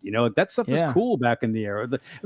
But that doesn't exist anymore. So all these books are just purely driving for movies. So every writer, every artist is trying to find the design for the one character that's going to be cool and rise above. And here's the number one. And in the Spider-Man right now has all Spider-Verse, has all these stupid spider people characters. There's one character, and what's her name? You probably have the books, I'm sorry, but who looks like Tiana from the fucking Disney movie, Princess and the Frog. Spinstress. It's so stupid. I'm sorry, whoever created her, if it's Dan Slott, you've struck twice, but like she sings songs.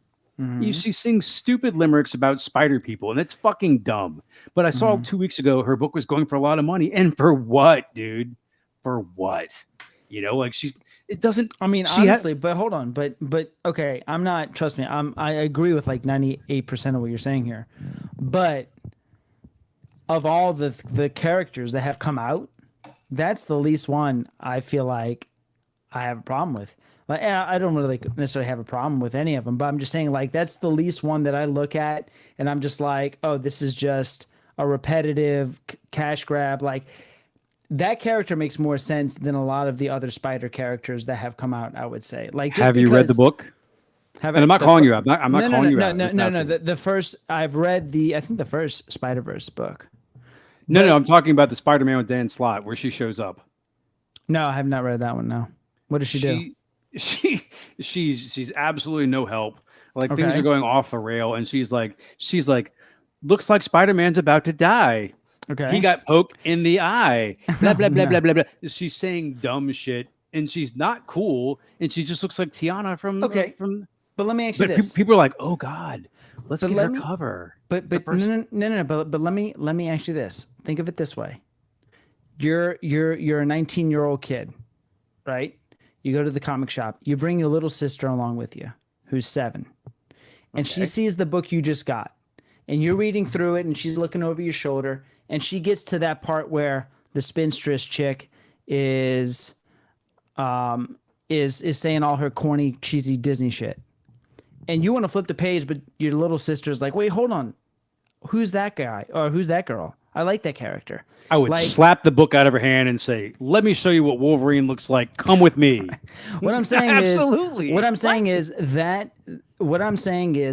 character, Spinstress, has more of a target audience than most of these just, mechanical fucking fed through spider characters that have been dished out over the past 10 years. Like, I can see who that audience is meant for with Spinstress. Everybody else is just like, let's take this and combine it with this and make a spider this. Like, I can see them targeting younger girls who like Disney princesses. Like, but that's wrong. Isn't that wrong? Shouldn't we be interested in telling a fucking story rather than pandering to 8-year-old girls in a Spider-Man book written by Dan Slott? I mean, like, and again, I'm not some holy deity. I mean, I'm a fucking nobody. I read comic books and I work and I love my wife. But I mean, like, it doesn't matter. Do what you want, Marvel. Do what you want, DC. Do what you want, Image, and all these other awesome companies that are out there. You should definitely patronize. But I mean, to sit here and to like create a character, they had to have a meeting, and they're kind of like, well, we're Disney, so we can kind of make this character that looks like Tiana because like we're not going to sue ourselves. Right. It's like, yeah, I gotcha. But I'm just playing devil's advocate. Hey, I'm playing devil's advocate, and I'm just trying to think of why, because it's here, right? We already know it's money. Here. We know why. I'm just trying to think of why. Okay, but where's the money coming from? Because is it From coming your from us? 8-year-old sister's fucking pockets, man. Are they? Are they? Okay. Yeah, you just said like, But okay, but I'm gonna buy it for my sister now because like there's fucking Tiana and a Spider-Man. You know, like sure. it's the But most had innocuous, healthy thing you can buy. but let me ask you this: has comics always been like that? No, absolutely not. Because like No. back in the day, Mm-hmm. like when they weren't rich and like people could lose their fucking jobs if their stories sucked.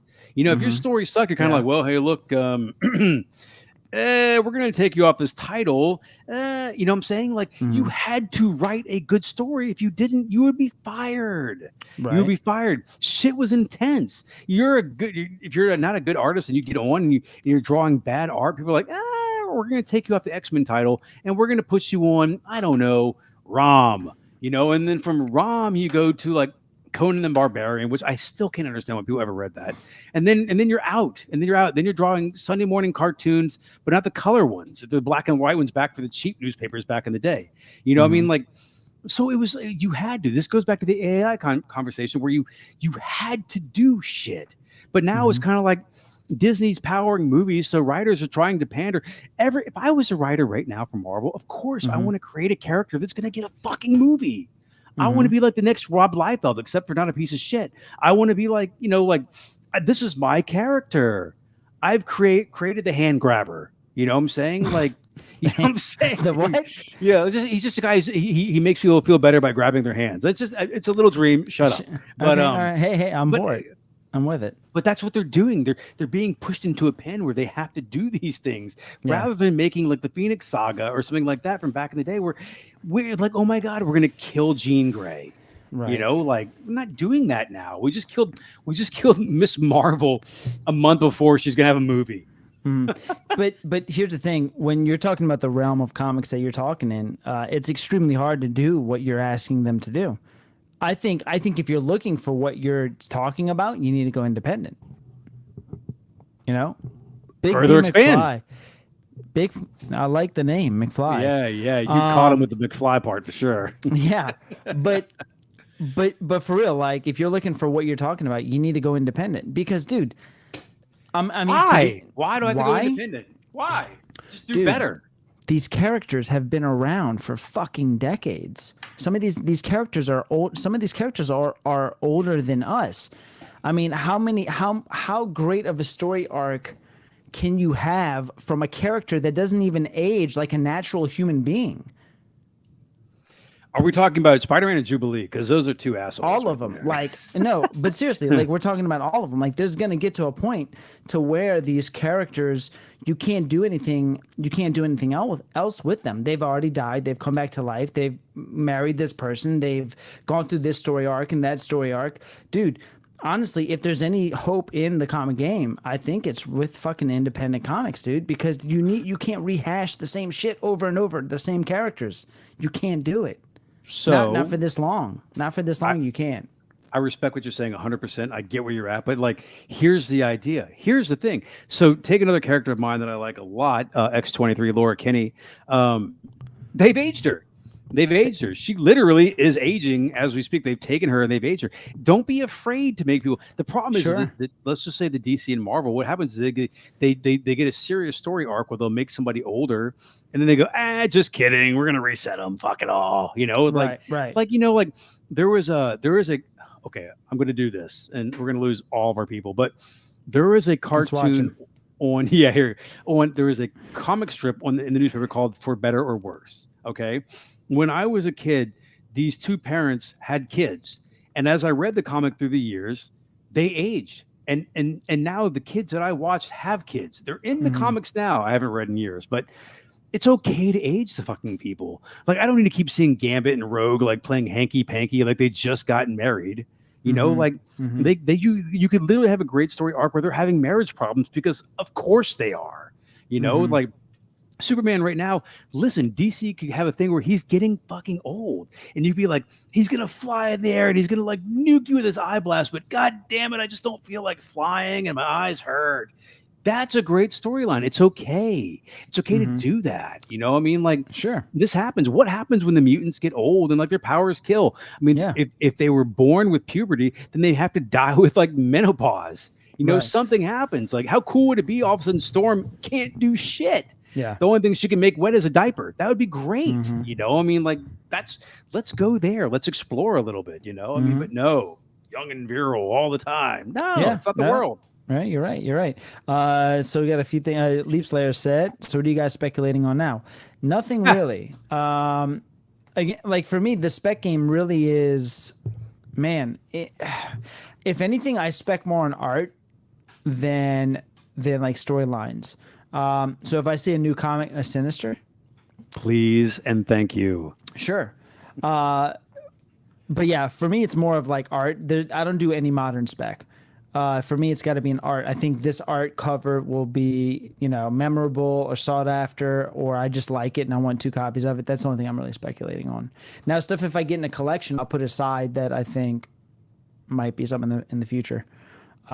Jubilee is a mother and a vampire now. Baby McFly, you're climbing the boards, man. You're climbing the boards. You're becoming one of my favorites. Yes. Yeah. I don't know if you're being funny or not, but Bigby, yes, Jubilee is a mother of a dragon. Batman Beyond is a great example of Asian Really? comics. Yeah. I want to read that. I want to hear the problems people are having because, like, look, that's cool, dude. I mean, it's fine.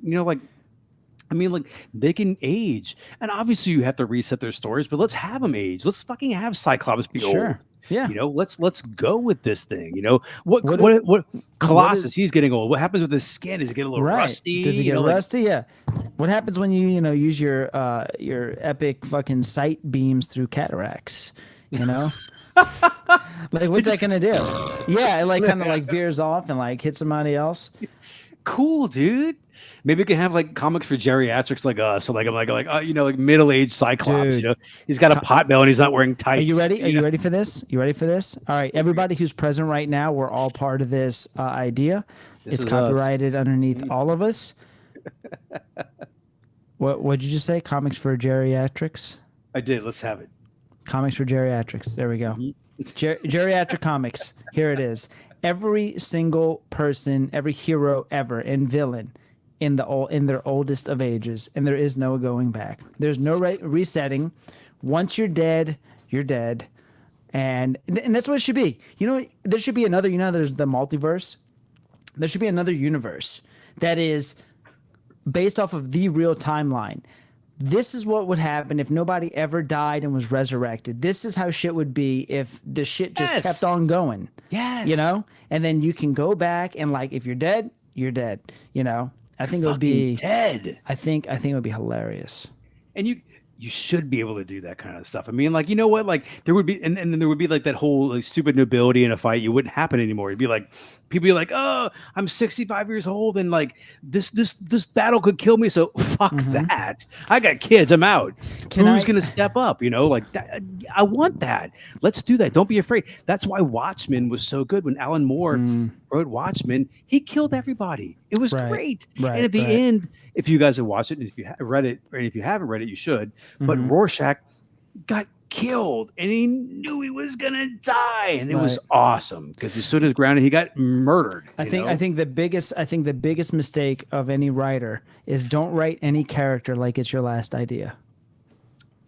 Sure. Right? Don't be AI. Yeah, don't write any character like it's your last idea. I want to jump ship just from. I know we're talking about these other comic properties, but one of my favorite shows is now airing, and that's on Netflix. Netflix doesn't have a whole lot to offer nowadays, but they do have Black Mirror. And sound off if you love Jerry Action comics. Big B, Telling you, Big Big Fly. Jerry Action comics. You did it. You named Tell it. you what, John, you and brilliant. I can lose a lot of money if we want on starting geriatric comics. Jerry we can do Action this. Comics. Though. We can I lose mean, a lot of money, look, but I don't think. I think it would be actually genius.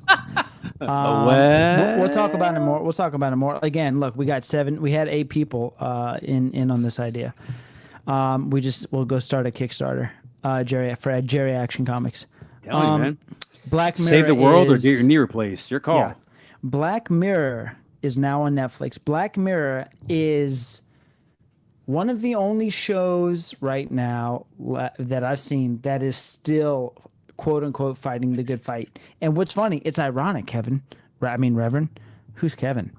Don't know him. It's ironic that you're talking about the whole AI thing when Black Mirror is a show literally about that stuff, but they're the most original show out. Every episode you've watched, you've said, right? I have not seen this season. I've actually just hailed my eldest daughter. Yeah. I'm going to see if I can get a cameo with her in here because she's a big Sure. Black Mirror. Let me see if I can hail her real quick. Your daughter's a big Black Mirror? Absolutely. She's a huge Black Mirror. Hold on. Yo. But y'all know that show's fucking amazing. I want to hear from you guys. What is y'all's favorite Black Mirror episodes? San Junipero is really good. No hailing her. She's The one with gone. John Hamm. The new season has less of a technology angle. Okay, I've only watched episode 1, and I was happy with that one. So Yeah. I'm probably gonna watch another one tonight. But he's saying he has less of a technology angle. Oh, hold on. Come in. And that's fine. What's his name? Charlie Brooker, the writer of Black Mirror and the creator of that show. Hey, Johnny, He's hold on one writing- second here. One Sure. second here. I got a special guest. Okay. Can you just sit right here? Have a seat right here, please. Oh, no. We're talking about Black Mirror, and you need to join it for a second, okay? Put the headphones on. Special guest, Elise. Hi, Hey, how's it going? it's good. It's good. You're a Black Mirror fan? Yeah, I like Black Mirror. It is amazing. Do you have a favorite episode? I really like the one where it's like a museum, the Black Museum, I think it's called. Oh yeah. Yeah. That is cool. Yeah. Do you feel like you have to watch all the other seasons to appreciate that episode though? Or is that episode just cool by itself? See, I watched that. I didn't watch them in order. I just watched the first. Like I watched like bits and like different episodes, Yeah. and then I watched that one, and then I knew some of like the things that were in it, but then watching the other episodes, I was like, oh wait, that was that, and then Yeah. and then like it came back around. Well, then I like watched it again, and I was like, oh wow, that's a good episode. Yeah, it is amazing. Hey, have you ever seen the episode San Junipero? What is that one about? So, without giving any spoilers away, San Junipero is about an 80s simulation. Oh yes, I have seen that one. Yeah, that's my Yeah. favorite. That's my all-time favorite episode. It's amazing. Of like almost like TV, like period. Anything like Lost and Game of Thrones. San Junipero is probably one of my favorite episodes of television ever. Yeah, it's really good. Okay. Yeah, that was a good one. Yeah. So how far are you into the new season? I just finished the episode with Jesse from Breaking Bad in it. Oh, okay. I've only watched the first episode so far of the new season, but I feel like a lot of people have been talking about that one. Yeah. Can you adjust my expectations? Should I? Okay. What should I do? So far, the first one is still my favorite from the season. Okay. The episode that I just watched, I don't know, it's not my favorite. It's kind of like cliche. It's like about space and stuff. Yeah. So I don't know, but I like the first one probably the most so far because Yeah. of like the twist in it. But Yeah. Have you ever seen the movie 2001: A Space Odyssey? Yes, I like that movie a lot. So would you say that Jesse Pinkman episode is similar to that movie? Because that's the vibe I was getting just from seeing it. I could be completely wrong. Kind of. Not really. No, if like you're going for like the evil computer thing, no, Yeah. not really. Okay. No. All right. Cool. Yeah. Cool. Well, we really appreciate your input. I've never met you before. Yeah, I didn't met you either. So what's your old father Rev doing in the background? Is he still part of this thing, or what's he wanting to do? Yeah, I don't Is know. he submitting? just- I mean, we'll take you. hanging out, man. You're doing great. We'll take you as the co-host. he just grabbed his water. The dating one is really good. Let me see. I want to look at the chat real quick. Joan is Awful was great. Yeah, that one was very good. Somebody said, "Hey, baby Rev." Let's see. Striking Vipers was also very good. Okay, didn't watch that one yet. San Junipero and USS Callister. The Star Trek one. Oh, yeah, that one was really cool. The Star Trek one. Did you see that one? The Star Trek one?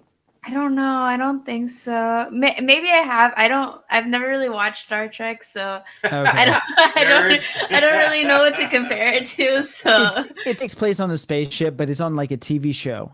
And it's like they're characters from a TV show, and then they actually, right? Am I saying this right? Or am I thinking of Galaxy Quest?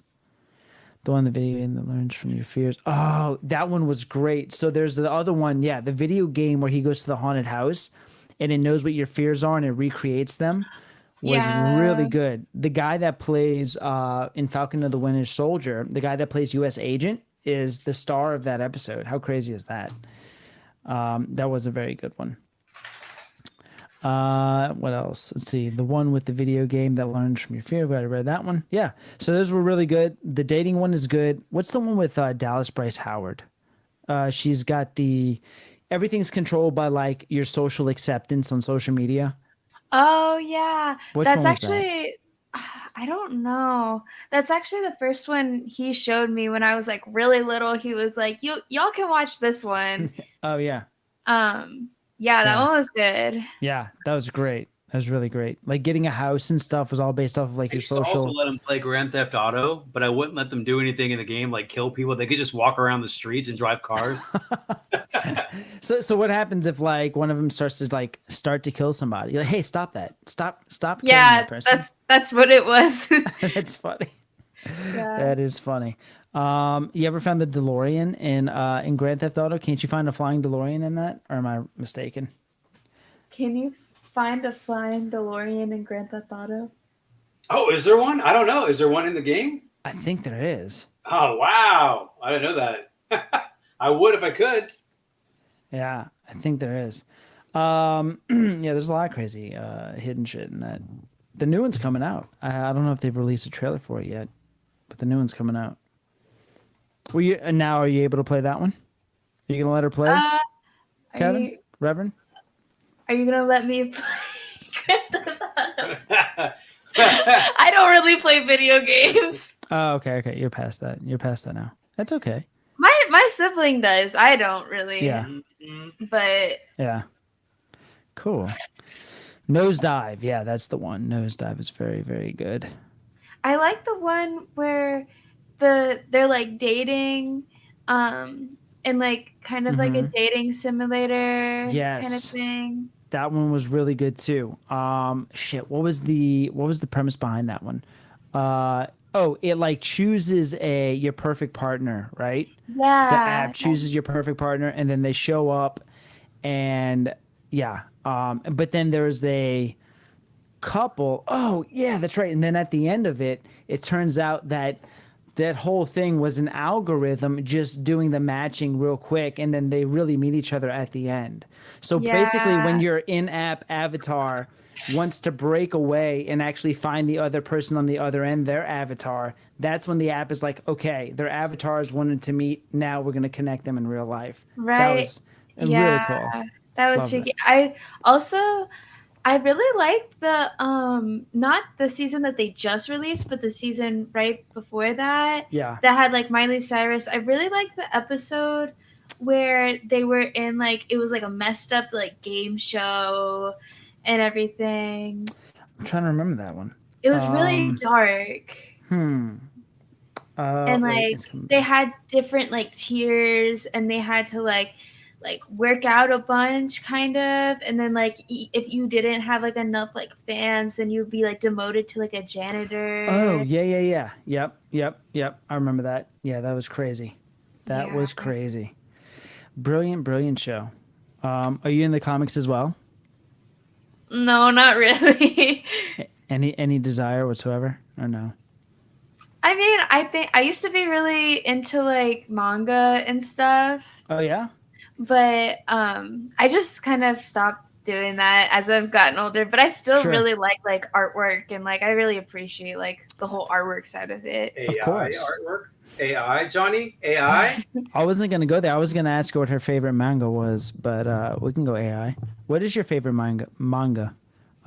If you had to recommend one to somebody, because there's so much of them, you don't really know where to start. Right. Well, just my like all-time favorite. I was like crazy, weirdly obsessed about was Sailor Moon. Oh yeah, that's a comic, isn't it? Am I wrong? Is that not a comic? Is it? I don't know. Is it I a think they comic? made a comic. I think they made a It's a comic manga, out of it. it's manga, yeah, they definitely say different things. Yeah. For sure, yeah. But so Sailor Moon was your favorite. Yeah, I like was crazy obsessed about that. Is that a good place for anybody to start? You think though? Yeah, I think also I was like younger when I read it too, so like for like younger crowds too, it's Yeah. definitely very good. And then also for like older crowds, I feel like too, because yeah. She had the last book, but she wouldn't read it because she didn't want it to end. Nice. That's Yeah. cool. That's a good way to handle that, I suppose. Yeah. Yeah, it took me a year to read it. What about the Potterverse? Are you well versed in the Potterverse? Not super. I was reading it and then I stopped at like one of like the last books, and I haven't watched all the movies, but I like it. Mm-hmm. Yeah. I'm a My- Hufflepuff. You're a Hufflepuff? Oh, you just read Yeah. Harry Potter? Me and my girlfriend Crystal are. I don't like to lay claim to anything Harry Potter because she'll slap me in the face because she's the Potter fanatic of the couple. But we're both Ravenclaw. She's been for her birthday. I got her the Harry Potter Legacy game, open world game, and she's just been knee deep in that. She loves it. Really? Yeah, it's like Grand Theft Auto, but Harry Potter. Yeah. Really? You get to shank people with wands. Oh, really? Yeah. But yeah. Well, cool. Let's see what else we got. Gryffindor. Who's Gryffindor? Fingers and toes is Gryffindor. Nice. Hufflepuff. I'm a Ravenclaw. I haven't met a Slytherin though. Kevin's probably Slytherin. I don't Is know it what he is. I feel like he's a Gryffindor. No. You think To he's be Gryffindor? honest. You think? I Yeah. don't know. What is Gryffindor? Gryffindor What's the one that no one is cares courage, about? right? Hufflepuff or Gryffindor, but like not Slytherin, but there's like another one. It's just like a fat little creature that just sits there. Hufflepuff. That's Hufflepuff. How many houses were there? There's 4. Is it? Yeah. Slytherin, Hufflepuff, Yeah. Gryffindor. What's the other one? Ravenclaw. Ravenclaw? I'll be Ravenclaw. No, you're That- not a Ravenclaw. I don't know what Ravenclaw is. Ravenclaw. Sure. Kev, let me help you. Ravenclaw is Crystal and I. We're What? Ravenclaw. Crystal and I are both Ravenclaw. We both took the quiz. We're both Ravenclaw. This is going off the rails. If that helps you, This is alternative to Harry Potter. it is. Hey, side quest. That's what it's all about. Okay. Well, let's see. Is the death dealer in the game? Is she the death dealer? I'm not really sure what is Leap's talking about here. Kevin is gameskeeper 100%. Gameskeeper. I don't know what the houses are, so I'll be X. Is a Hufflepuff thing to say. Ah, that's funny. Fingers and Toes basically just deemed you a Hufflepuff. He says, I can see a Hufflepuff. I don't. That makes me feel Yeah. weird, dude. "Yeah, Kevin, I think you're I think you're a Hufflepuff. Hufflepuff means you're very nice." Go into Pottermore right now. I'm not going to do that. This is one. If Crystal was in the chat, she would just be lighting up the comment section for sure.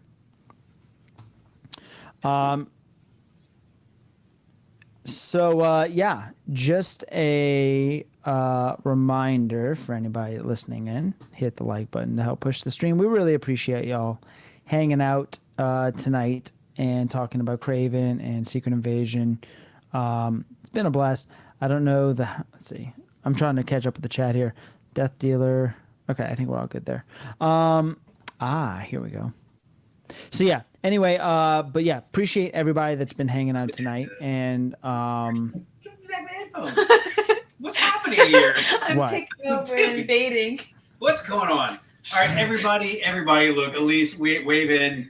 It was a pleasure Yes. meeting you, Elise. Yeah, we're gonna see more of Elise. Elise is actually, before you go, So everybody out there, like Elise has thrown down the gamut of watching the horror movies X. What is it? And Pearl. X and Pearl. Elise wants to join us for I guess maybe even a watching party, but hang out here and like talk about X and Pearl. Elise is definitely into horror movies and good things like that, and we want to hang out with her more. Awesome kid. Absolutely. There we go. Awesome. If you will ever watch those movies. If I ever watch the movies. Wait a second. Hold on. Wait. True to your word. Wait a second. This is Be true to my word. Yeah. If you are a man of your word. this is the daughter that likes horror movies. This is the daughter that likes horror movies. Yes. Elise, Right here. we were talking about the whole time we were Wait, talking about the what are wrong you saying? stuff. Get the hell out of the chair and give it back to Elise? What? Yeah. Whoa. I am One paid. last Thi- time. Here we go. Okay, well It's actually, Well- it was nice being on your show. it's actually me and his podcast There it now. is. Sounds like it. no, but real talk. So I've always, for the past couple months, I've said multiple times I want to do a separate horror YouTube channel, and if we do podcast on that, you gotta come on and talk some horror stuff. How I deep would how do deep that. does your horror knowledge go? I would like to say it goes pretty deep, but Yeah? I don't know. I'm not good with like names and like actors' names and like Sure. directors' names, but like Yeah. I know the movie and like I Yeah. can talk about the movie. Sure. What I would probably do if we did, I think the easiest thing is if I did like a horror podcast, just 1 week, pick a movie. All we got to do is watch the movie and then the next night talk about it. You know, that way, boom, it's fresh in our minds. Yeah, I'd be down for that. I love talking about movies. What's your favorite scary movie? Okay, my favorite is probably The Shining, Nice. Very nice. just because I love that movie. But Yeah. it's not like scary, but Sure. it's good. Yeah. Have you ever seen the movie? I just always bring this up because I feel like it's off the wall movie. Society. You ever seen that movie, Society? I don't think so. Do you like the weird horror Later, stuff? BB. Like, gotta run out. Later, yeah. Thank you for stopping in, man. Pleasure meeting you. You are now one of the greats of this chat. We had a good time with you, man. Come back. I like to throw out some of the ones that like are like kind of weird and like off the beaten path. So Society is super weird. It came out in like the early 90s. Check that one out if you haven't. What about Videodrome? You ever heard of Videodrome? I don't think so. Another weird one. This is some stuff that. What kind of horror do you like? Do you like demonic stuff or like weird technology stuff? What's your style? I'm not super into like space kind of horror, but I love like a good like thrasher bad scary movie. Yeah. Like a few Cannibal movie you were watching a while ago. Cannibal Bones and Holocaust? All Gross. with Timothy Chalamet. That I like those, but Yeah. like a few weekends ago we were watching Birds. Alfred Hitchcock. Hitchcock. Yeah. Yeah. So movie. I like That's a that- good like old kind of. Poster right there. The Birds is that one right there. You ever seen Vertigo? No, I don't think so. Vertigo is like, it's not like really, it's hard to really say horror, but it's definitely thriller. It is on the heavy end of psychological thriller to where depending on like your personality could be horrific. So it's, for me, it was on the borderline of horror. But I would say it's one of Alfred Hitchcock's greats. I definitely would recommend Vertigo. I also like a good like psychological thriller. Like I would have to say like I like if that would be like if you could call it that mix of horror, like that would probably be my favorite genre of like horror. Or I like lots of like psychological things Sure. where like at the end you're like, oh Yeah. whoa, like what just happened? Yeah. Let's see. You ever seen Requiem for a Dream? Yes. It's a great movie. Yeah. that People one's- don't really say that that's a horror movie, but I would 100% say that that's a horror movie. Because like it's like there's a lot of horrific scenes. I mean, a guy loses his arm, a woman, old lady goes completely insane where she ends up getting shock therapy. I don't know. I know that movie's about like addiction and stuff, but it's very horrific. I feel like. I never thought of it that way. I could definitely see it as a horror movie because like it's like kind of like them fighting their inner demons instead of like the demons being Yes. on camera. Very well said. 100%. Yeah, that is exactly what it's about. It's about your inner demons. Worst enemy is yourself, and that's what happens. Yeah, super terrifying. Cool. Also, I love the cheesy stuff too, like Chopping Mall. Yeah, if you ever seen that, that's the 80s. I haven't seen that, but I work at Waxwork Records, and I have been packing that record like nonstop. So can you do me a favor? Because Reverend Wormwood won't. Can you get me one of those records? I can't say for sure, but okay. Do what you can. If you can maybe sneak one out, just I'll see what I can do. I'm not sure though. Yeah, it's all good. Something. Yeah. Hey, she's smart, Kevin. She's been well taught. You taught her not to make any promises. Trying to get one of you and like it won't. It's so weird. What? He's like trying to take a picture. Yeah, because like I'm like, hey, but it won't focus anywhere. But we need to, Johnny. We gotta go. What are you doing? What is this? 2 hours and 44 minutes? Yeah, dude. Get out of here, child. I love you. Go. My wife's gonna get out of the shower. It was soon. nice talking to you. Thank you for having me on. No, you've been great. That's fine. It's cool. Got it. She'll be on next week. Anytime. Anytime. Dog gonna be like, oh, did you guys hear about me? Anyway, much love. We'll see you soon. All right. Thank you. Ladies and gentlemen, my awesome kid was in the building. What's up? She was great. She was magnificent. Of course. Told you. Great kid. Great. Jesus Christ. That was loud. No, you good. Mini Rev. So the Evil Dead Rise. Somebody had asked about Evil Dead Rise. Yes. And yes, Evil Dead Rise was great. I did a review on it on the channel. I was lucky enough to see that movie super early at the Overlook Film Festival. So I did the review like a couple days later. 33,000 people appreciated your view. Yeah, it got a lot of views. So I really liked it a lot. I thought it was great. Evil Dead, dude, that's a solid horror. This will be the last thing. We're gonna close it up. Evil Dead is a solid horror franchise that has gotten it right multiple remakes, which is extremely hard to do, especially for a horror movie, right? I don't disagree. Yeah. At all. Yeah. Dude, your kid's cool, man. She's fucking cool. Fuck yeah, I know. So she's got when we do the, I'm telling you, I'm going to break away. I'm going to do a horror fucking YouTube channel. We're going to talk nothing but horror stuff. She's in. She's more than welcome. She is in. She is definitely in. So, okay, we are going to bring this to a close. Again, reminder, hit the like button on your way out if you're peacing out. We appreciate you stopping in. Before you go, yes, please like and subscribe. We want more people in here to interact for sure. We love what we do. We're going to do it anyway. If it's just 0 people in the room, that's great. But I mean, we really want more people to interact. That's great. We love you all. Tell your friends, tell your wife. Let's go. Let's hang out, It's fun. It is a lot of fun. And then Sunday, comic channel, the video is coming out. This is I won't give too much info on it, but yeah, check it out. It's Sunday at 10:45. Leap Slayer, Fingers and Toes, right? Jono, AM. Yep. Big Leap B, Slayer, all you McFly, guys. thank you. Yes, absolutely. ECF, appreciate thank y'all. you so much. Yeah, appreciate y'all hanging out. So, anything else, Rev?